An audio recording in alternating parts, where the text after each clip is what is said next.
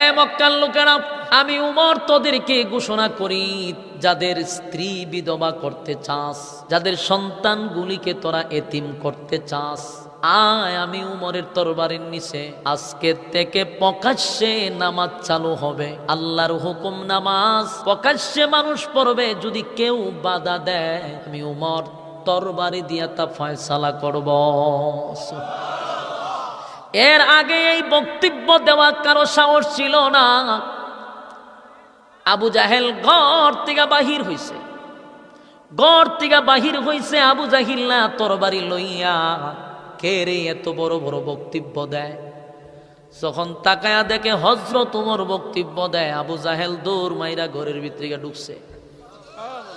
হয় সাধারণ কেউ না, উমর কোন সাধারণ সাহাবী না, যে মক্কাতে মানুষ নামাজ পড়তে গেলে নির্যাতন করত। এমনকি আল্লাহর হাবিব খানায়ে কাবার সামনে যখন নামাজে নবী দাঁড়াইল, এই আবু জাহেল, উতবা, উতাইবা তারা নবীর সামনে আইসা টিটকারি মস্কারি শুরু করত, হাসি তামসা করত। আল্লাহর হাবিব যখন সেজদারত অবস্থায় গেছে, উকবা বলেন, একে পারবি মুহাম্মদের পিঠের উপরে উটের নারী বুড়িগুলা রেখে দিতি? নাউজুবিল্লাহ বাড়ি দিয়া। কিছু বেঈমানগুলি আমার নবীর পিঠের উপরে উটের নারী বুড়ি তুলে দিছে। আল্লাহর নবী সেজদার থেকে উঠতে পারে না। এমন অবস্থায় খলিফাতুল মুসলিমিন হযরত আবু বকর খানায়ে কাবার কাছে আইসা দেখে কতগুলো কাফের দাঁড়াইয়া মুস্কি মুস্কি হাসে, টিটকারি মস্কারি করে। আমার নবী সেজদায় গেছে রে, পিঠের উপরে উটের নারী বুড়ি। আবু বকর চোখের পানি ছেড়ে দিয়া আসছিল একটু সরায়া দেওয়ার জন্য। সাথে সাথে বেঈমানরা আবু বকরের উপরে হামলা করছে, আবু বকরকে রক্তাক্ত করছে, মারধর করছে। আবু বকর দৌড়াইয়া ফাতেমার কাছে গেছে। ফাতেমা তখন ছোট, গিয়া কয়, ফাতেমা তোমার আব্বা খানায়ে কাবার সামনে আল্লাহর কুদরতি পায়ে সেজদা দিতেছিল, বেঈমানগুলি পিঠের উপরে, আমার নবীর পিঠের উপরে নারী বুড়ি রেখে দিছে। ফাতেমা ছোট দৌড়াইয়া খানায়ে কাবার সামনে গেছে, গিয়া দেখে আল্লাহর হাবিব সেজদারত অবস্থায় পিঠের উপরে উটের নারী বুড়ি রেখে দিছে। ফাতেমা ছোট ছোট হাত দিয়া উটের নারী বুড়ি বাবার শরীর থেকে সরায়া দেয় আর কান্দে আর বলে, মক্কার মানুষেরা শোন, আমার আব্বা তোদের কি এমন ক্ষতি করলো রে? জীবনে কোনোদিন আমার আব্বা কারো দিকে চোখ রাঙ্গায়া তাকায় নাই, জীবনে কোনোদিন আমার আব্বা কাউরে গালি দেয় না, কারো ক্ষতি করে না। কেন রে আমার আব্বার উপরে এমন নির্যাতন তোরা করলি? উটের নারী বুড়ি সরায়া দেওয়ার সাথে সাথে আল্লাহর হাবিব সেজদার থেকে মাথা মোবারক তুইলা বসলেন। নবীর চেহারা মোবারক লাল হয়ে গেছে। দীর্ঘক্ষণ সময় নবী সেজদারত ছিলেন। আল্লাহর নবী নামাজ শেষ করে দুইটা হাত উত্তোলন করে বলেন, মালিক, আমার খানায়ে কাবার সামনে আমি তোমার কুদরতি পায়ে সেজদায় গেছি। আল্লাহ, আমি তোমার ইবাদতে ছিলাম, ঠিক এই মুহূর্তে আমার পিঠের উপরে নাপাক নারী বুড়ি পর্যন্ত তারা রেখে দিল। আল্লাহর হাবিব দুইটা হাত তুলে বলে, মালিক, তায়েফের ময়দানে আমি রক্তাক্ত হইছি, কিন্তু এত রক্তাক্ত হইছি আমি তোমার কাছে অভিশাপ দেই নাই। গজবের ফেরেশতা আসলো, আমি তাদেরকে নিষেধ করলাম, উল্টা তাদের জন্য আমি দোয়া করলাম। আমি তোমার দিনের দাওয়াত দিতে গিয়ে কত মার খাইছি, কোনদিন আমি প্রতিবাদ করি নাই গো। আমারে যদি নির্যাতন করছে আমি উল্টা তাদের জন্য দোয়া করছি, কিন্তু আজকে আমার কলিজায় লাগছে, আমি তো তোমার কুদরতি পায়ে সেজদারত ছিলাম। এই খানায়ে কাবার সামনে উটের নারী বুড়ি নাপাক জিনিস আমার পিঠে রাখছে, এটা আমি আর বরদাস্ত করতে পারলাম না। আবার তারা টিটকারি মস্কারি করছে, তোমার খানায়ে কাবার সামনে দাঁড়াইয়া তারা নামাজকে সামনে রেখে টিটকারি মস্কারি করল, আমি বরদাস্ত করতে পারলাম না। আল্লাহ নবীর চোখের পানি চলে আসছে। আর নবীজি ধৈরা ধৈরা বলছে, আল্লাহ এদের একটা কেউ তুমি ছেড়ে দিবা না, সবগুলারে শেষ করবা। আপনার আর কি মনে হয় নবীর দোয়া অথবা বদুয়া কোনো সময় ফিরত যায়? কথা হয় না। আমার নবী দোয়া করতে দেরি, পয়গম্বর দোয়া করতে দেরি হয় গো, কিন্তু তা কবুল হইতে দেরি হয় না। এখন ঠিক আছে, ঠিক আছে, ঠিক আছে, ঠিক আছে। আল্লাহ নবী বলেন, আমার পিঠের উপরে নারী বুড়ি রেখে দিল, আল্লাহ আমি তো তোমার কুদরতি পায়ে ছিলাম। এই জন্য আল্লাহ নবী বরদাস্ত করতে পারে নাই, বলছে যেগুলা এখানে দাঁড়ায়া ছিল সবগুলার তুমি সাইজ করবা। ঠিক বদরের যুদ্ধে আল্লাহ সবগুলারে সাইজ করছে, একটাও বদরের যুদ্ধের থেকে ফিরে আসতে পারে নাই, সবগুলারে আমার মালিক জাগা মতো সাইজ করছে। আমার যুবক ভাইরা, নামাজ প্রকাশ্যে পড়া যেত না, বেঈমানের বাচ্চাগুনি নামাজের মধ্যে আক্রমণ করত, নির্যাতন করত, আমার নবীর গলার মধ্যে ফাঁস পর্যন্ত লাগায়া দিত। সেই খলিফাতুল মুসলিমিন হযরত ওমর কালেমা পড়ার পরে তরবারি লইয়া চতুর্দিকে ঘুরে আর কয়, পারবি আয় আমার কাছে আয়, তরবারির কাছে আয়। কারো সাহস থাকলে নামাজে বাধা দেয়। তোদের বিবিকে যদি বিধবা করতে চাস, আয় আমি উমরের তরবারির নিচে আয়, আমি দেখে দিব কার কত বুকের ফাড়া আছে। কাদের ছেলে এতিম করতে চাস, বাচ্চা কাচ্চারে এতিম করতে চাস, আয় আমি উমরের তরবারির নিচে আয়। সেদিন থেকে মক্কাতুল মুকাররমায় নামাজ প্রকাশ্যে শুরু হয়ে গেল। উমরের অবদান আছে রে, উমর সাধারণ কোনো সাহাবী না। আমি শুধু আপনাদেরকে উমরের বিষয়গুলা বলতেছি, উমরকে আগে চিনুন, তারপরে বাকি কথা শুনুন। উমর এমন একজন সাহাবী যার কথায় আল্লাহ 21 জায়গায় আয়াত নাজিল করছে। সুবহানাল্লাহর আওয়াজ কি জানি? এই মিয়া, আয়াত তো নাজিল হয় নবীদের উপর, কিন্তু উমরের মেজাজ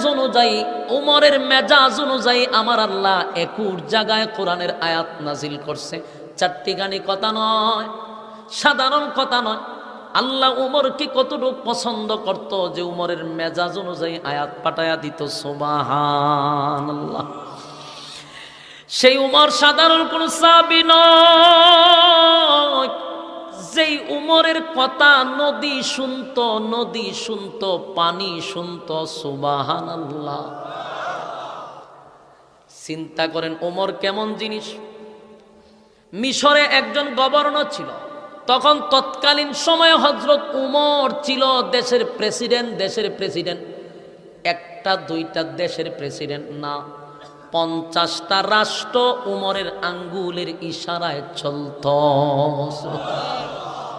50টা রাষ্ট্র। আমেরিকা একটা রাষ্ট্র, এরপরে আপনার রাশিয়া একটা রাষ্ট্র, বাংলাদেশ একটা রাষ্ট্র, ইন্ডিয়া একটা রাষ্ট্র, এরকম 50টা রাষ্ট্র অর্জত উমরের আঙ্গুলের ইশারায় চলত। জোরে কোন সুবহানাল্লাহ। অর্ধ পৃথিবীর যাহার আঙ্গুলের ইশারায় চলত সেই খলিফাতুল মুসলিমিন উমর মিশরে একজন গভর্নর রাখছে, আমর ইবনুল আস রাদিয়াল্লাহু তাআলা আনহু। সেখানকার দায়িত্ব উনি পালন করে। একদিন মিশরের মানুষ সবাই আসছে আমর ইবনুল আসের কাছে। আয়েশা কয়, হযরত আমরা মিশরের মানুষ চলি শুধু মিশরের নীল নদের পানির মাধ্যমে। আমরা কৃষক, কৃষি করে খাই, শুধু নদীর পানি হলো আমাদের জন্য মাধ্যম। নদীতে পানি না থাকলে আমরা না খাই, মরবো, আমাদের কৃষিক্ষেত শেষ। আমাদের আয়ের উৎস হলো আমরা কৃষি করে খাই, আর কৃষির একমাত্র মাধ্যম হলো নীল নদ। কিন্তু নীল নদে পানি তো নাই। নীল নদ মাঝখান দিয়ে ফাটা মারছে, পানি নেই। দেশের মানুষ পড়ছে মহা মুসিবতে। গোটা দেশের মানুষ পাগল হয়ে গেল। হায় রে, নদীতে যদি পানি না থাকে তাহলে আমরা কৃষি করব কেমনে? আমরা জীবিকা অর্জন করব কেমনে? দৌড়ায়া গেছে আমর ইবনুল আসের কাছে, হুজুর নীল নদে পানি নাই গো, আমরা এখন না খায়া মরতে হবে, একটা ব্যবস্থা করেন রাষ্ট্রীয়ভাবে। আপনারা রাষ্ট্রের ক্ষমতায় আছেন, ব্যবস্থা করেন, না হয় দেশের মানুষের অস্তিত্ব থাকবে না। নীল নদে পানি নাই, পানি নাই, পানি নাই, পাগল পাগল হয়ে গেছে, দেশের জনগণ পাগল হয়ে গেছে। আমর ইবনুল আস চিন্তায় পড়ে গেল, আমি এখন কি করি? নদীতে পানি নাই, আমি কেমনে পানি দিব? যেহেতু দেশের প্রেসিডেন্ট হযরত ওমর, তাই আমর ইবনুল আস ওমরের কাছে চিঠি পাঠাইল, হযরত দেশের মানুষ আমার চতুর্দিকে ঘেরাও করছে, নীল নদে পানি নাই, কোনো ব্যবস্থা করা, রাষ্ট্রীয় কোনো ব্যবস্থা করতে হবে, না হয় দেশের মানুষের অস্তিত্ব থাকবে না, নীল নদ শুকিয়ে গেছে।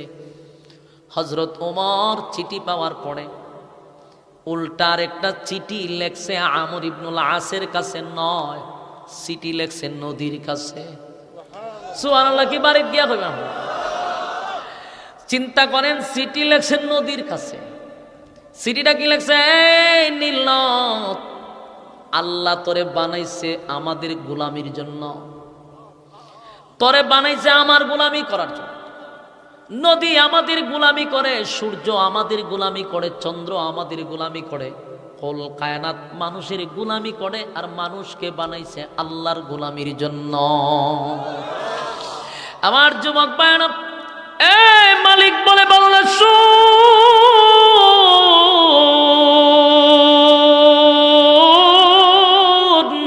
গোটা মাখলুক আমি বানাইছি বান্দা তোর গোলামির জন্য, তোর গোলামির জন্য। যদি বান্দা তুই আমার গোলামি করস, আমার গোলামি করবি, সূর্য তোর গোলামি করবে, তুই আমার গোলামি করবি, চন্দ্র সূর্য গ্রহ নক্ষত্র পাহাড় পর্বত সাগর নদী নালা খাল বিল কীট পতঙ্গ সব বান্দা তোর গোলামি করবে, কিন্তু বান্দা তুই করতে হবে আমার গোলামি। সুবহানাল্লাহ। হযরত ওমর বলে, নদী শুন, নদী নালা খাল বিল বানাইছে আমাদের গোলামি করার জন্য, তোর উচিত হলো আমাদের গোলামি করা, কিন্তু গোলামি বন্ধ করে দিছস। তাহলে শুন, আমি ওমরের বক্তব্য হলো, তুই যদি আমাদের গোলামি না করস, তাহলে এই নদী আর নদী থাকবে না। আমি ওমর পুরা নদীটারে বরাট করে দিব, নীল নদ বলতে আর পৃথিবীর মানচিত্রে থাকবে না। তুই যদি মানুষের গোলামি করস, তাহলে তোরে আমি বহাল রাখবো, না হয় তোরে চিরতরে মানচিত্র থেকে উঠায়া দিব। চিঠি পাঠাইছে নদীর কাছে। এই চিঠি যখন মিশরে গেল, মিশরের মানুষ হাসি তামসা শুরু করে দিছে। হায় হায়, রাষ্ট্র কে চালায় রে? পাগলের হাতে রাষ্ট্র চলে গেছে। হাসি তামসা শুরু করছে, কয়েকটা ফাইজলামি শুরু করছে আমরা সাথে। দেশের মানুষ ক্ষিপ্ত হয়ে গেছে যে আমরা এমনিতেই মুসিবতে আছি, এমনিতেই আমরা মধ্যে। উমর আমাদেরকে নিয়ে তিরস্কার করলো, মজা করলো। নদীর কাছে চিঠি দিছে মানে আমাদের সঙ্গে একটা পাজলামি করা হইল না। আন্দোলন শুরু হয়ে গেল, মিছিল মিটিং শুরু হয়ে গেল। আমর ইবনুল আসের কাছে এসে বলে, আপনি না বাদশার কাছে বলার দরকার ছিল পানির ব্যবস্থা করার জন্য? পানি তো দিবি না, ব্যবস্থা করবি না, বরং আমাদের সঙ্গে ইত্রামি আর বান্ডামি শুরু করছে। এটা দেশের জনগণ বরদাস্ত করবে না। আমর ইবনুল আস বলে, দেশের জনগণ শুনো, তোমাদের কাছে খবর পৌঁছে গেছে, উমর একটা চিঠি দিছে নদীর কাছে। আমি এখনো চিঠিটা নদীর কাছে নিয়ে যাই নাই, তবে চিঠিটা আগে নদীর কাছে দিয়ে আসি, তারপরে প্রতিক্রিয়াটা দেখো, তারপরে না তোমরা ব্যবস্থা নিবা। মানুষ আরো হাসি তামসা শুরু করছে, আপনিও দিয়ে অর্ধেক পাগল হয়ে গেছেন। মানুষ চিল্লা চিল্লি শুরু করছে, আন্দোলন শুরু করছে। হায় হায়, এখন তো দেখা যায় রাষ্ট্র কোনো সুস্থ মানুষের কাছে না, রাষ্ট্র তো চলে গেছে অসুস্থ মানুষের কাছে। আমর ইবনুল আস তাদের তিরস্কারের মধ্য দিয়েই উনি চিঠিটা লইয়া যখন যাইতে লাগলেন নদীর কাছে, চতুর্দিকে মানুষ যাইতেছে, দেখা যাক কি হয়। সেখানে আমরা আন্দোলন করব, আর আমর ইবনুল আসরে চতুর্দিক দিয়া ঘেরাও করব যে আমাদের সঙ্গে কেন ফাজলামি করলো। মানুষ গেছে দেখার জন্য। আমর ইবনুল আস নদীর কাছে গিয়া নদীর মাঝখানে গেছে, গিয়া কয়, নদী রে, এই চিঠিটা উমর দিছে, চিঠির মধ্যে লেখা তোরে আল্লাহ বানাইছে আল্লাহর গোলামির জন্য, আর তোরে বানাইছে আমাদের গোলামির জন্য, আমরা করি মালিকের গোলামি, তুই করবি বান্দার গোলামি। তাই তুই যদি পানি না দেস, এই নদী আর নদী থাকবে না, এটা উমর বরাট করে দিবে। চিঠিটা নদীর মধ্যে রাখলো। আমর ইবনুল আস বলে, পৃথিবীর মানুষ শুন, আশ্চর্য হয়ে গেলাম, আশ্চর্য হয়ে গেলাম। যেই মাত্র চিঠিটা নদীর মধ্যে রাখলো, আমি চিঠি রাইকে একটা দৌড় মারছি, পানি আমার পিছনে দৌড়ানি শুরু করছে। একটা জবান বন্ধ রাখবেন, আল্লাহু আকবার। আরো জোরে কোন আল্লাহু আকবার। ঈমানের আওয়াজ দিয়ে বল আল্লাহু আকবার। উনি হলেন হযরত উমর, সাধারণ কোন সাহাবী নয় গো।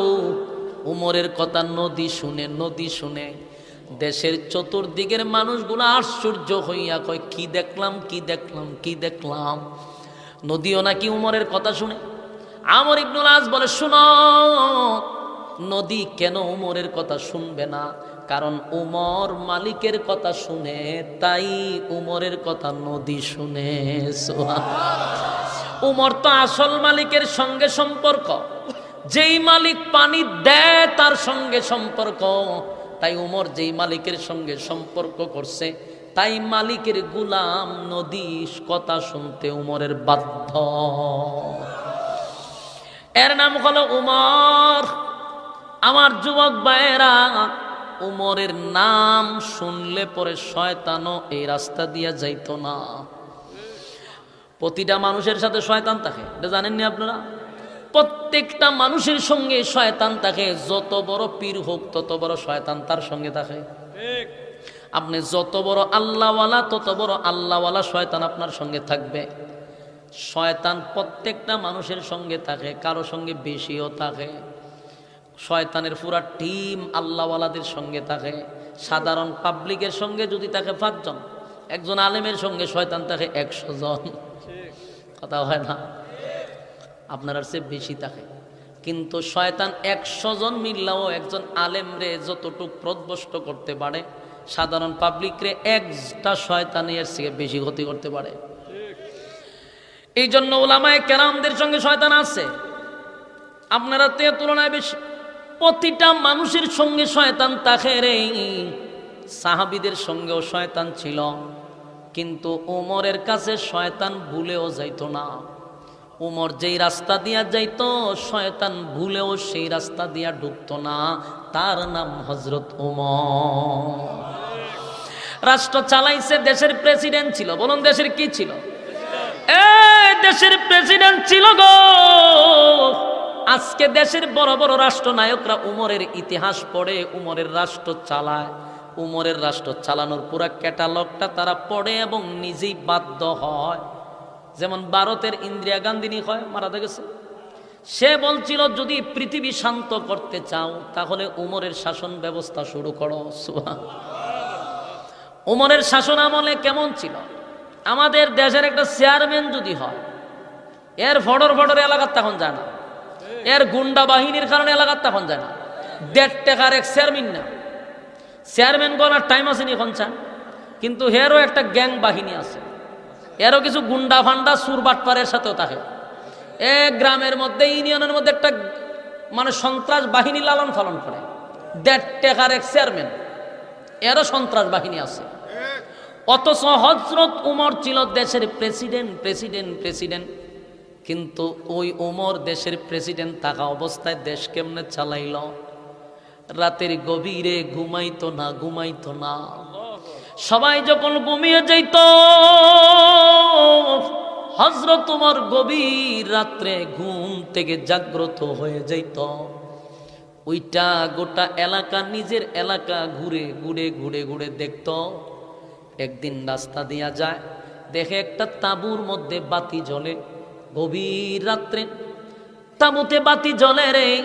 ওমর সামনে একটু আগায়া দেখে একটা মহিলা চুলার মধ্যে একটা পাতিলা বসাইয়া আগুন দিতেছে আর লাড়াচাড়া করতেছে। হযরত ওমর দূর থেকে অনেকক্ষণ তাকায়া দেখলো যে এত সময় তো যে কোনো রান্না হয়ে যাওয়ার কথা, কিন্তু মহিলা শুধু বসে আছে আর লাড়াচাড়া করে। একটা সময় খলিফাতুল মুসলিমিন উমর নিজের পরিচয় গোপন করে মহিলার সামনে গিয়ে দাঁড়ায় বলে, মাগো গভীর রাত হয়ে গেছে, আপনি গভীর রাত্রে একটা পাতিলার মধ্যে শুধু পানি দিয়া কি করতেছেন? মহিলার চোখ দিয়া পানি পড়ে আর বলে, এই আগন্তুক যুবক, আমি এই পাতিলার মধ্যে কোনো খাবার পাকাই না,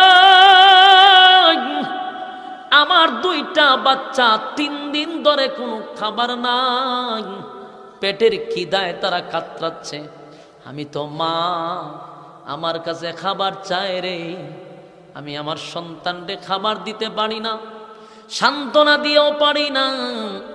আমার সন্তানগুলি বারবার বলে, মাগো পেটের খিদা সহ্য করতে পারি না, ও মা খাবার দাও, খাবার দাও, খাবার দাও। এই আগন্তুক যুবক শোনো, আমার বাচ্চাগুলারে আমি এই পাত্রের মধ্যে পানি আর 2টা পাথর দিয়ে লাড়াচাড়া করে বুঝাইতেছিলাম, তোমরা একটু অপেক্ষা করো, আমি তোমাদের জন্য রান্না করতেছি। আমার বাচ্চাগুলি অপেক্ষা করতে করতে একটা সময় ঘুমিয়ে গেছে, আমিও চাইছিলাম কখন তারা ঘুমিয়ে যাবে। এই মহিলা কান্দে আর কয়, এই দেশের বাদশা যিনি, আল্লাহর কাছে তার জন্য আমি আদালতে, আল্লাহর আদালতে বিচার দিব। এই বাদশা যিনি, এই রাজ্যের বাদশা যিনি, খলিফাতুল মুসলিমিন উমর যিনি, তার নামে আল্লাহর আদালতে আমি নালিশ করব। আমি না খাইয়া, আমার সন্তানগুলি না খেয়ে 3 দিন ধরে আমি উপাস। হযরত উমরের শরীরের মধ্যে কম্পন সৃষ্টি হয়ে গেছে, কাঁপতে শুরু করছে। হযরত উমর তাড়াতাড়ি এখান থেকে চলে গেছে, দৌড়াইয়া বাইতুল মালের ভিতরে ঢুইকা কর্মচারীদেরকে বলবো, তাড়াতাড়ি তোরা এটার ভিতরে আটা ঢুকা, সবজি ঢুকা, ঢুকাইয়া বস্তার মুখ বাইদা বলে আমার কাঁধে তুলে দে, যার আঙ্গুলের ইশারায় অর্ধ পৃথিবী পরিচালিত হয়, সেই বাদশার কাঁধে এখন বস্তা নিচে আলুর বস্তা, ডাইলের বস্তা। কর্মচারী বলে, হুজুর আমি আপনার পাশে আছি, কাঁধে আমার কাঁধে দেন, বলেন আপনি কোথায় নিয়ে যাবেন। হযরত ওমর কয়, আমার কাজ আমারে করতে দে, কিয়ামতের মাঠে আমার কবরে তুই যাবি না, আমার শাস্তি তুই বুক করবি না, আমার আলুর বস্তা, আটার বস্তা আমার কাঁধে দে। এই বস্তা লইয়া হযরত ওমর ওই মহিলার বাড়িতে গেছে, ওই তাঁবুতে গেছে, গিয়া নিজের হাতে ওমর রুটি বানাইয়া বানাইয়া মহিলারে খাওয়াইলো, মহিলার বাচ্চাদেরকে খাওয়াইছে, অবশিষ্ট আরো খাবার রিজার্ভ দিছে, দিয়া বলে, মাগো আপনার সন্তানগুলিকে পেট ভরে খাওয়ায়া দেন। মহিলা তো উমর রে চিনে না। মহিলা কয়, তোমার মতো যুবক থাকতে উমর রে রাজত্ব দিল খে? তোমারে যদি দেশের বাদশা বানাইতো তাহলে দেশের মানুষ শান্তিতে বসবাস করত। মহিলা এই কথা বলতেছিল। এবার হযরত উমর বলেন, মাগো আগামীকালকে উমরের দরবারে আপনি যাবেন, সেখানে আমিও থাকব, দেখি আপনার জন্য কোনো ব্যবস্থা করা যায় কিনা। এই কথা বলে হযরত উমর চলে গেছে। পরের দিন মহিলা পার্লামেন্টের ভিতরে ঢুইকা দেখে যেখানে উমর বসা, এটা তো সাধারণ কোনো মানুষের চেয়ার না, এটা তো দেশের রাষ্ট্রনায়কের চেয়ার। মহিলা বুঝতে পারছে। উমরের দিকে তাকায়া দেখে এই যুবক তো গতকালকে আমাকে আটার বস্তা নিয়ে দিয়ে আসছে। মহিলা বুঝতে পারছে এটাই হলো উমর। তাই মহিলা বলে, বাবা আমি আসলে আপনাকে চিনতে পারি নাই, আমিরুল মুমিনিন, আমারে মাফ করে দেন, আমি চিনতে পারি নাই। হযরত উমর বলে, মাগো আমি আপনার কাছে মাপ চাই, ক্ষমা চাই, আপনি বলেন আল্লাহর কাছে কি আপনি বিচার দিবেন? আমি উমরকে আপনার প্রতি আমি অবহেলা করছি, এই জন্য আল্লাহর আদালতে কি আমার জন্য বিচার দিবেন? না, আমি আর আপনার জন্য বিচার দিব না, আপনি নিজে একটা দেশের বাদশা হয়ে আমার জন্য খাবার নিয়ে গেছেন। আমার যুবক ভাইরা উমর কাঁপতে কাঁপতে হাত পাও কাঁপা শুরু করছে আর বলে, আমার এই রাজত্ব চালানোর ক্ষেত্রে মহিলা যদি আল্লাহর দরবারে আমার নামে বিচার দেয়, আমি উমরের জাহান্নাম ছাড়া গতি নেই। আমার যুবক ভাইরা, এই উমর সাধারণ কোন সাহাবী নয় গো, উমর সাধারণ কোন সাহাবী না, উমর সাধারণ কোন সাহাবী না। উমরকে যদি আপনি চিনতে হয়, উমরের ইতিহাস আপনাকে বেশি বেশি পড়তে হবে। যেই উমরের মেজাজ মতো আল্লাহ 1-2 জায়গায় নয়, প্রায় 21 জায়গায় আয়াত নাজিল করছে। সুবহানাল্লাহ। মেজাজ মতো কিভাবে আয়াত নাজিল হয়েছে? মক্কাতে এক, মদিনায় এক মুনাফিক মারা গেছে। মুনাফিকের জানাজা পড়তে গেছে স্বয়ং রাসূল আরবি সাল্লাল্লাহু আলাইহি সাল্লাম। হযরত ওমর রাগান্বিত হয়ে গেল, এত বড় টাটকা মুনাফিকের জানাজা কেন নবী পড়াবে? কিন্তু তারপরও নবী জানাজা পড়ায়া দিল। ওমর নবীরে স্মরণ করাই একটা আয়াত পড়তেছিল বারবার, ইস্তাগফির লাহুম আও লা তাস্তাগফির লাহুম ইন তাস্তাগফির লাহুম 70 মাররাতান ফালান ইয়াগফিরাল্লাহু লাহুম যালিকা বিআন্নাহুম কাফারু বিল্লাহি ওয়া রাসূলিহি ওয়াল্লাহু লা ইয়াহদিল কওমাল ফাসিকিন। হযরত ওমর আল্লাহর নবীকে উদ্দেশ্য করে বার আয়াতটা রিপিট করতেছিল। রাসূল বুঝতে পারছে ওমর আমারে কি বুঝাইতে চায়। নবী বলেন, ওমর রে, এই আয়াতের কোথাও তো মুনাফিকের জানাজা পড়াবো না এমন কোনো কথা নাই। এই আয়াতে বলা হয়েছে আমি নবী যদি মুনাফিকের জন্য 70 বার দোয়া করি, আমার আল্লাহ দোয়া কবুল করবে না। তাই নবী জানাজা পড়াইয়া দিছে। সব সাহাবীরা চলে গেছে, কিন্তু ওমর একটা জায়গায় বসে মনটা বেজার করে বসে আছে, কারণ মুনাফিকের জানাজা নবী পড়াইছে, ওমর বরদাস্ত করতে পারতেছে না। কিছুক্ষণ পরে নবী হযরত ওমর তাকায় দেখে আল্লাহর হাবিব ওই মুনাফিকের জানাজা পড়াইয়া লাশের পিছনে পিছনে নবী হাঁটতে হাঁটতে কবরে গিয়া দাঁড়াই গেছে। হযরত ওমরের এবার মেজাজ গরম হয়ে গেছে, আর বুঝতে পারছে আগে না হয় কোরআনে আয়াত নাজিল হয় নাই জানাজার বিষয়টা, কিন্তু দুয়ার বিষয় তো আগে আয়াত নাজিল হয়ে আছে। যেহেতু দোয়া নিষেধ, তারপরে নবী কেন কবরে গেল? কবরে যাওয়ার মানেই হলো নবী দোয়া করবে, এতে আল্লাহ না আয়াত নাজিল করছে দোয়া করলেও কাম হবে না। নবী কেন রে কবরের সামনে গেল দোয়া করার জন্য? হযরত ওমর আসমানের দিকে তাকায়া বলেন, মালিক, বরদাস্ত করতে পারি না গো। মদিনার সবচেয়ে বড় মুনাফিকের জানাজা আপনার বন্ধু পড়াইছে। আমি বহুবার আয়াতে কারিমা পড়ছি, কিন্তু আপনার বন্ধু বলছে এই আয়াত নামাজের বিরুদ্ধে না, তাই নামাজ পড়াইছে। কিন্তু এখন যে আপনার বন্ধু কবরের সামনে গেল দোয়া করার জন্য, আপনি না বলছেন ইস্তাগফির লাহুম আও লা তাস্তাগফির লাহুম ইন তাস্তাগফির লাহুম 70 মাররাতান ফালান ইয়াগফিরাল্লাহু লাহুম যালিকা বিআন্নাহুম কাফারু বিল্লাহি ওয়া রাসূলিহি ওয়াল্লাহু লা ইয়াহদিল কওমাল ফাসিকিন। আপনারা স্পষ্ট ঘোষণা দিয়েছেন যেই মুনাফিকের জন্য নবী দোয়া করবে, একবার না, দুইবার না, 70 বারও যদি কোনো মুনাফিকের জন্য নবী দোয়া করে, আপনি মালিক দোয়া কবুল করবেন না। এরপরও আপনার নবী কেন গো কবরের সামনে গেল দোয়া করার জন্য? হযরত ওমর বারবার আসমানের দিকে তাকায়, বারবার আসমানের দিকে তাকায় আর বলে, আল্লাহ আমি বরদাস্ত করতে পারতেছি না। যেই মাত্র বারবার নবী কবরের সামনে গিয়া যখন দাঁড়াইছে, উমর বারবার আসমানের দিকে তাকায়। এই দিকে সব দাফন কাফন শেষ, মাটি দেওয়া শেষ। এবার নবী 2টা হাত উত্তোলন করবে, মুনাফিকের জন্য দোয়া করবে। যেই মাত্র নবী 2টা হাত তুলল, এমনি জিব্রাইল নবীর সামনে দাঁড়ায়া গেছে। সুবহানাল্লাহ। আছে জিব্রাইল ডাক দিয়ে বলে, হাবিব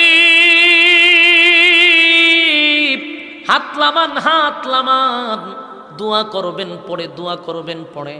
আগে শুনেন আমার আল্লাহ কি বলছে গো নবী।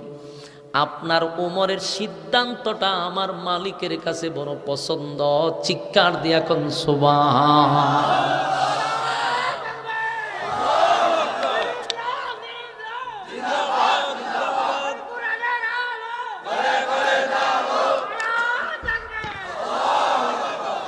উমরের সিদ্ধান্ত কার কাছে পছন্দ? আল্লাহ কয় উমরের সিদ্ধান্তটা আমার কাছে চূড়ান্ত সিদ্ধান্ত। উমরের সিদ্ধান্তটা নবী আমার কাছে পছন্দ হয়ে গেছে। উমর নিষেধ করছে, আপনি বারবার আয়াতটা আপনাকে রিপিট করলো, আপনি তারপরও জানাজা পড়াইছেন। এখন মোনাজাতের কথা নিষেধ, আপনি কেন মোনাজাত পড়াইলেন? আপনারা কি বিরক্ত হইতেছেন? আর সর্বোচ্চ 10 মিনিট এতক্ষণ বইলেন, আর 10 মিনিট বইলে কি আপনার উপরে কোনো সমস্যা হইব? এই লড়াচড়া করে তো মন ভেঙে দিতেছেন। এমনি শ্রোতা কম, আবার শুরু করছেন উড়াউড়ি। না সাইরা দিতা, সাইরা দিলে ডাবল সুবিধা, অসুবিধা নাই। কিন্তু আপনারা লড়লে বুঝুন দেবো সাইরা দিতে হইব। আর 10টা মিনিট মনোযোগ দিয়া শুনেন। এখনো কিন্তু সূরা নিসার 65 নম্বরের আয়াতের ঘটনা বলেই নাই, ইয়াদ আসেনি? এখনো কিন্তু সেখানে যাই নাই। তো আপনারা যদি একটু গুছাইল না বসেন তাহলে যাবো কেমনে? একটু মনোযোগ দিয়া শুনেন, একটু মনোযোগ দিয়া শুনেন। হযরত ওমর আসমানের দিকে তাকায়, আল্লাহ রাব্বুল আলামিন জিবরাইল পাঠায়া দিছে। জিবরাইল বলে, নবী গো, আপনার ওমরের সিদ্ধান্তটা মালিক যে বড় পছন্দ করছে। আপনার ওমরের সিদ্ধান্তটাই মালিকের কাছে চূড়ান্ত সিদ্ধান্ত। তাই আল্লাহ বলছে হাতলামা, আগে শুনুন আল্লাহ কি বলে। আয়াত কিন্তু নাজিল হয়ে গেছে। তখন আয়াত আরেকটা নাজিল হয়, ওয়ালা তুসাল্লি আলা আহাদিম মিনহুম মাতা আবাদাও ওয়ালা তাকুম আলা কবরি। আয়াত নাজিল হয়ে গেছে। আল্লাহ বলেন ওয়ালা তুসাল্লি, নেক্সট টাইমে, ভবিষ্যতে, পরবর্তীতে আপনি কোনোদিন আর মুনাফিকের জানাজা পড়াবেন না। কথা বুঝতেছেন? নবী কিন্তু জানাজা পড়াইছিল মুনাফিকের, কিন্তু আল্লাহ এখন এক আয়াত নাজিল করে চিরস্থায়ী, চিরস্থায়ী এটার সমাধান হয়ে গেল। আর কোনোদিন মুনাফিকের জানাজা কেউ পড়াইতে পারবে না। হয় কথা কই না কেন? আপনারা কি মুনাফিকের জানাজায় শরীক হবেন? মুনাফিকের জানাজা পড়বেন? যেই মৌলবী মুনাফিকের জানাজা পড়াবে তার পিছনে নামাজ পড়বেন না আর কোনোদিন। কেন? যেই মৌলবী মুনাফিকের জানাজা পড়াবে সে নিজেই আল্লাহর এই আয়াতকে অস্বীকার করছে। আর আল্লাহর আয়াতের একটা অক্ষরকে অস্বীকার করলে নিঃসন্দেহে সে কাফের। কাফেরের পিছনে নামাজ পড়া যাবে?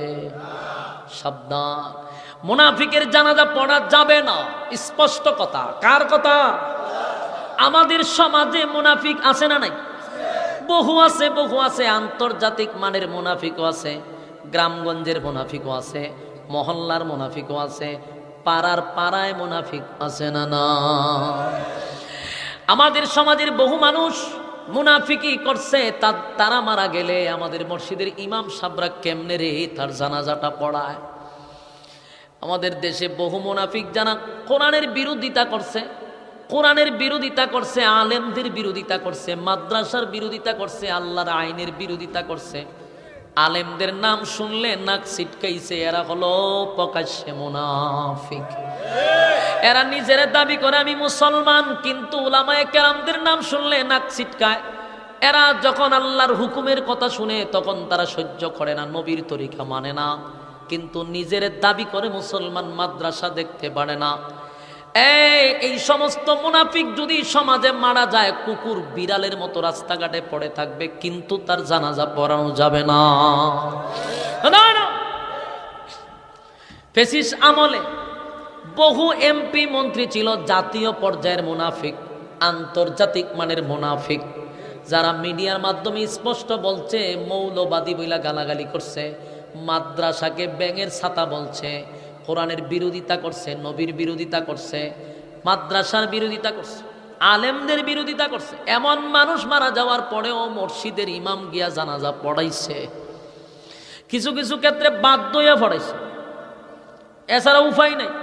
আমি একজনকে ধরছিলাম, বললাম মিয়া শুনলাম আপনি অমুকের জানাজা পড়াইছেন, আপনার পিছনে তো নামাজই পড়া যায় যেত না। এখন ভাই আমার জায়গাতে আপনি থাকলে আপনিও পড়াইতেন। খান আমি যে জায়গাতে আসলাম জানাজা না পড়ালে আমার পরের দিন গায়েব করে লাইতো। জানাজা পড়াইছি ঠিক, উজু আসিননি এটি আমি সন্দেহ আছে আমার। উজুদা পড়াইতাছি না, উজু সারাই পড়াইছি। মুনাফিকের জানাজা আবার উজু লাগেনি, কোন রকম কুত্তা বিলার মতো খবর ফেলায় তোরা হন, পরে তো খবর ইচ্ছা মতো সাইজ করবোই। কথা কন্যা দিই, যারা মুনাফিকি করছে ইসলামের সাথে, নবীর সাথে, কোরআনের সাথে, আলেমদের সাথে, এদের মরণ কুকুর বিড়ালের মতো, বিনা জানাজায় তাদেরকে গাতায় দেওয়া দরকার। এদের এইরকম দৃষ্টান্ত শাস্তি হলে বাকি সব মুনাফিক সোজা হয়ে যেত। কিন্তু আমরা দেখা যায় মারা গেলে জানাজা পড়াইতো, মুনাফিকরা চিন্তা করলে অসুবিধা কি? যেমন আমাদের দেশে অনেক মন্ত্রীরা বুক ফুলাই হয়েছে, মরলে মৌলবীদের জানাজা লাগবে না, এরকম কথা বলছে। আমার জানাজা পড়াইবার লোক আছে, হয়ে এমন লোক দিয়া পড়ায় যে উজুর ক্ষয় ফরস ইটি জানে না, উজু করতে গিয়ে গোসল করে লায়। বাস্তব না বাস্তব? ওইরকম লোক দিয়ে হের জানাজা পড়া। আসলে তো কথা ঠিক, তুই যেমন তোর কপালকে আলেমদের জানাজা তোর কপাল থাকবো, তুই যেরকম এরকম আরেকজন ইমাম দরকার। আল্লাহ তোর মতো একটা কুখ্যাত বিখ্যাত একটা লোক দিয়ে তোর জানাজা পড়াইয়া দিছে। ইতিহাস কিন্তু থেকে যায়, মানুষ স্মরণ করে। হযরত উমর এমন একজন সাহাবী, বলছে আল্লাহ দেখছেননি আপনার পয়গম্বর মুনাফিকের জানাজাটা পড়াইছে, এখন গেছে দোয়া করার জন্য। আল্লাহ সাথে সাথে আয়াত নাজিল করে, কয় ওয়ালা তুসাল্লি আলা আহাদিম মিনহুম মাতা আবাদাও ওয়ালা তাকুম আলা কবরি। এখানে দুইটা কথা, একটা হলো ওয়ালা তুসাল্লি, নেক্সট টাইমে পরবর্তীতে ভবিষ্যতে আর কোনোদিন আপনি জানাজা পড়াবেন না, নবী পড়াবেন না, মানে কিয়ামত পর্যন্ত উম্মতি মুহাম্মদীর জন্য ওইটা নিষেধ। কথা হয় না? সবার জন্য নিষেধ। এরপর আল্লাহ বলেন ওয়ালা তুসাল্লি আলা আহাদিম মিনহুম মাতা আবাদা ওয়ালা তাকুম আলা কবরি। শুধু জানাজা না, মুনাফিকের কবরের সামনে দাঁড়াইয়া আপনি নবী আর কোনোদিন মুনাজাত করবেন না। পাইছেননি সমাধান? ওই কথা হয় না? এই উমর সাধারণ কোন ব্যক্তি নয় গো। উমর যা চাইছে আল্লাহ তা পাঠাইছে। জুরে কোন সুবহানাল্লাহ। আল্লাহ কয় উমর, আমার কাছে উমরের সিদ্ধান্তটা চূড়ান্ত, উমরের সিদ্ধান্তটা আমি মালিকের কাছে পছন্দ হইছে, তাই আয়াত নাজিল করে দিছে। একটা দুইটা না, প্রায় 21 জায়গায় উমরের মেজাজ অনুযায়ী আল্লাহ আয়াত নাজিল করছে। এই উমর তো সাধারণ নয়, সেই উমরের বিরুদ্ধে কিন্তু হত্যা মামলা করছে। রাসূলের দরবারে শরণ আসেনি, কথা হয় না? হযরত উমরের বিরুদ্ধে হত্যা মামলা যেই উমরের মেজাজ অনুযায়ী আয়াত নাজিল হয়, যে উমরের মেজাজ আল্লাহ পছন্দ করে, সেই উমরের বিরুদ্ধে হত্যা মামলা হয়ে গেল রে নবীর আদালতে। আল্লাহর নবী নিজেই চিন্তিত, বারবার চিন্তায় পড়ে গেল, উমরকে আমি আল্লাহর কাছ থেকে ছায়া আনলাম, আর আজকে উমর একটা নির্দোষ মানুষকে হত্যা করল। মদিনার মানুষেরাও মনে মনে চিন্তা করে, না, উমর একটা নির্দোষ মানুষকে হত্যা করতে পারে না, উমর এমনটা নয়, উমর এমন হতে পারে না।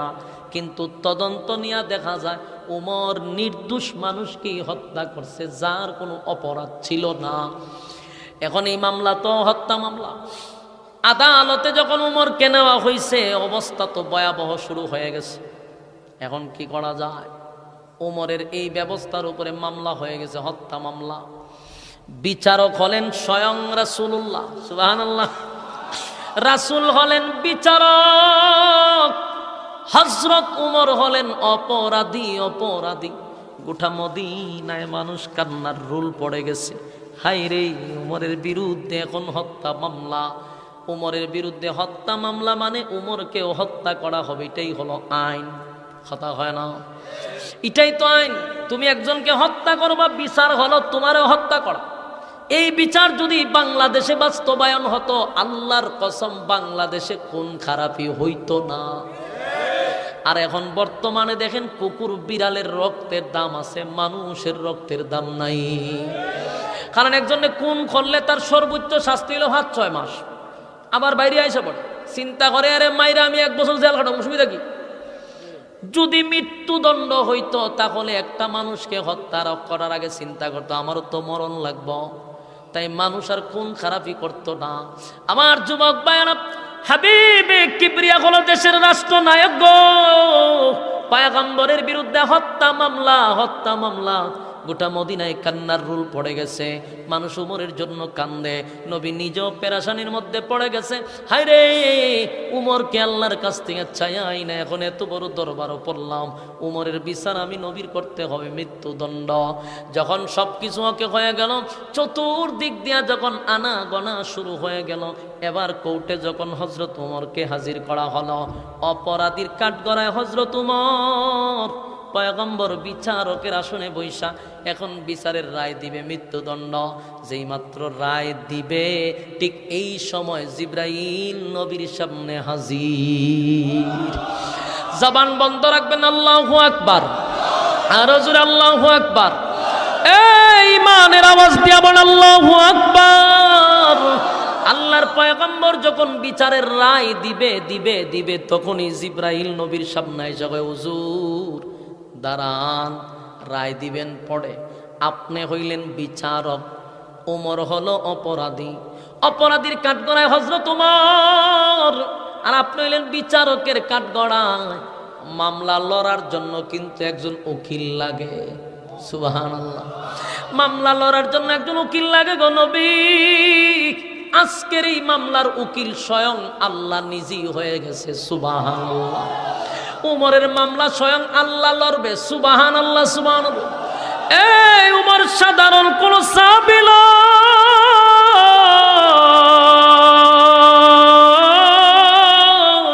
যার মামলা আল্লাহ নিজে লড়ে রে। আল্লাহ কয়, আমি উমরের মামলা লড়বো উকিল হয়ে। আপনি বিচারক, উমর আসামি, আমি আল্লাহ উকিল। এবার আল্লাহ যদি মামলা লড়ে, বলুন তো মামলায় জিতবে কে? এবার মামলার লড়বে আল্লাহ। আল্লাহ তখন বলে, হাবিব বিচারকের আসনে বসে উমরকে রায় দিবেন। গোটা মদিনায় জানে উমর নির্দোষ মানুষকে হত্যা করছে, বিচারের তদন্তে বাহির হয়ে আসছে উমর নির্দোষ মানুষকে হত্যা করছে গো নবী। কিন্তু আমি আল্লাহ যা জানি, আপনি নবী তা জানেন না। আমি আল্লাহ জানি উমর অপরাধী না নির্দোষ, আমি আল্লাহ জানি। তখন আমার আল্লাহ উমরের পক্ষে উকিল হইয়া যেই সূরার আয়াত নাজিল করে, এটা হলো সূরা নিসার 65 নম্বর আয়াত।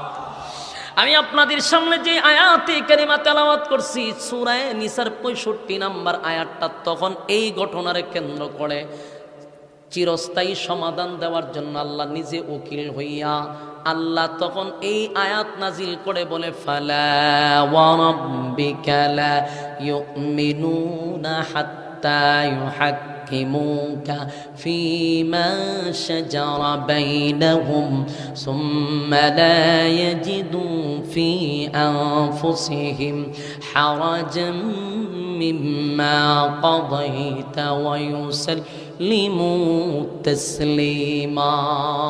এই আয়াতে কারিমা নাজিল হয়ে আল্লাহ বলেন, ফালা ওয়া রাব্বিকা। আল্লাহ এই আয়াতের শুরুতে কসম করে, ফালা ওয়া রাব্বিকা, আপনার রবের কসম। ও আল্লাহর পয়গম্বর,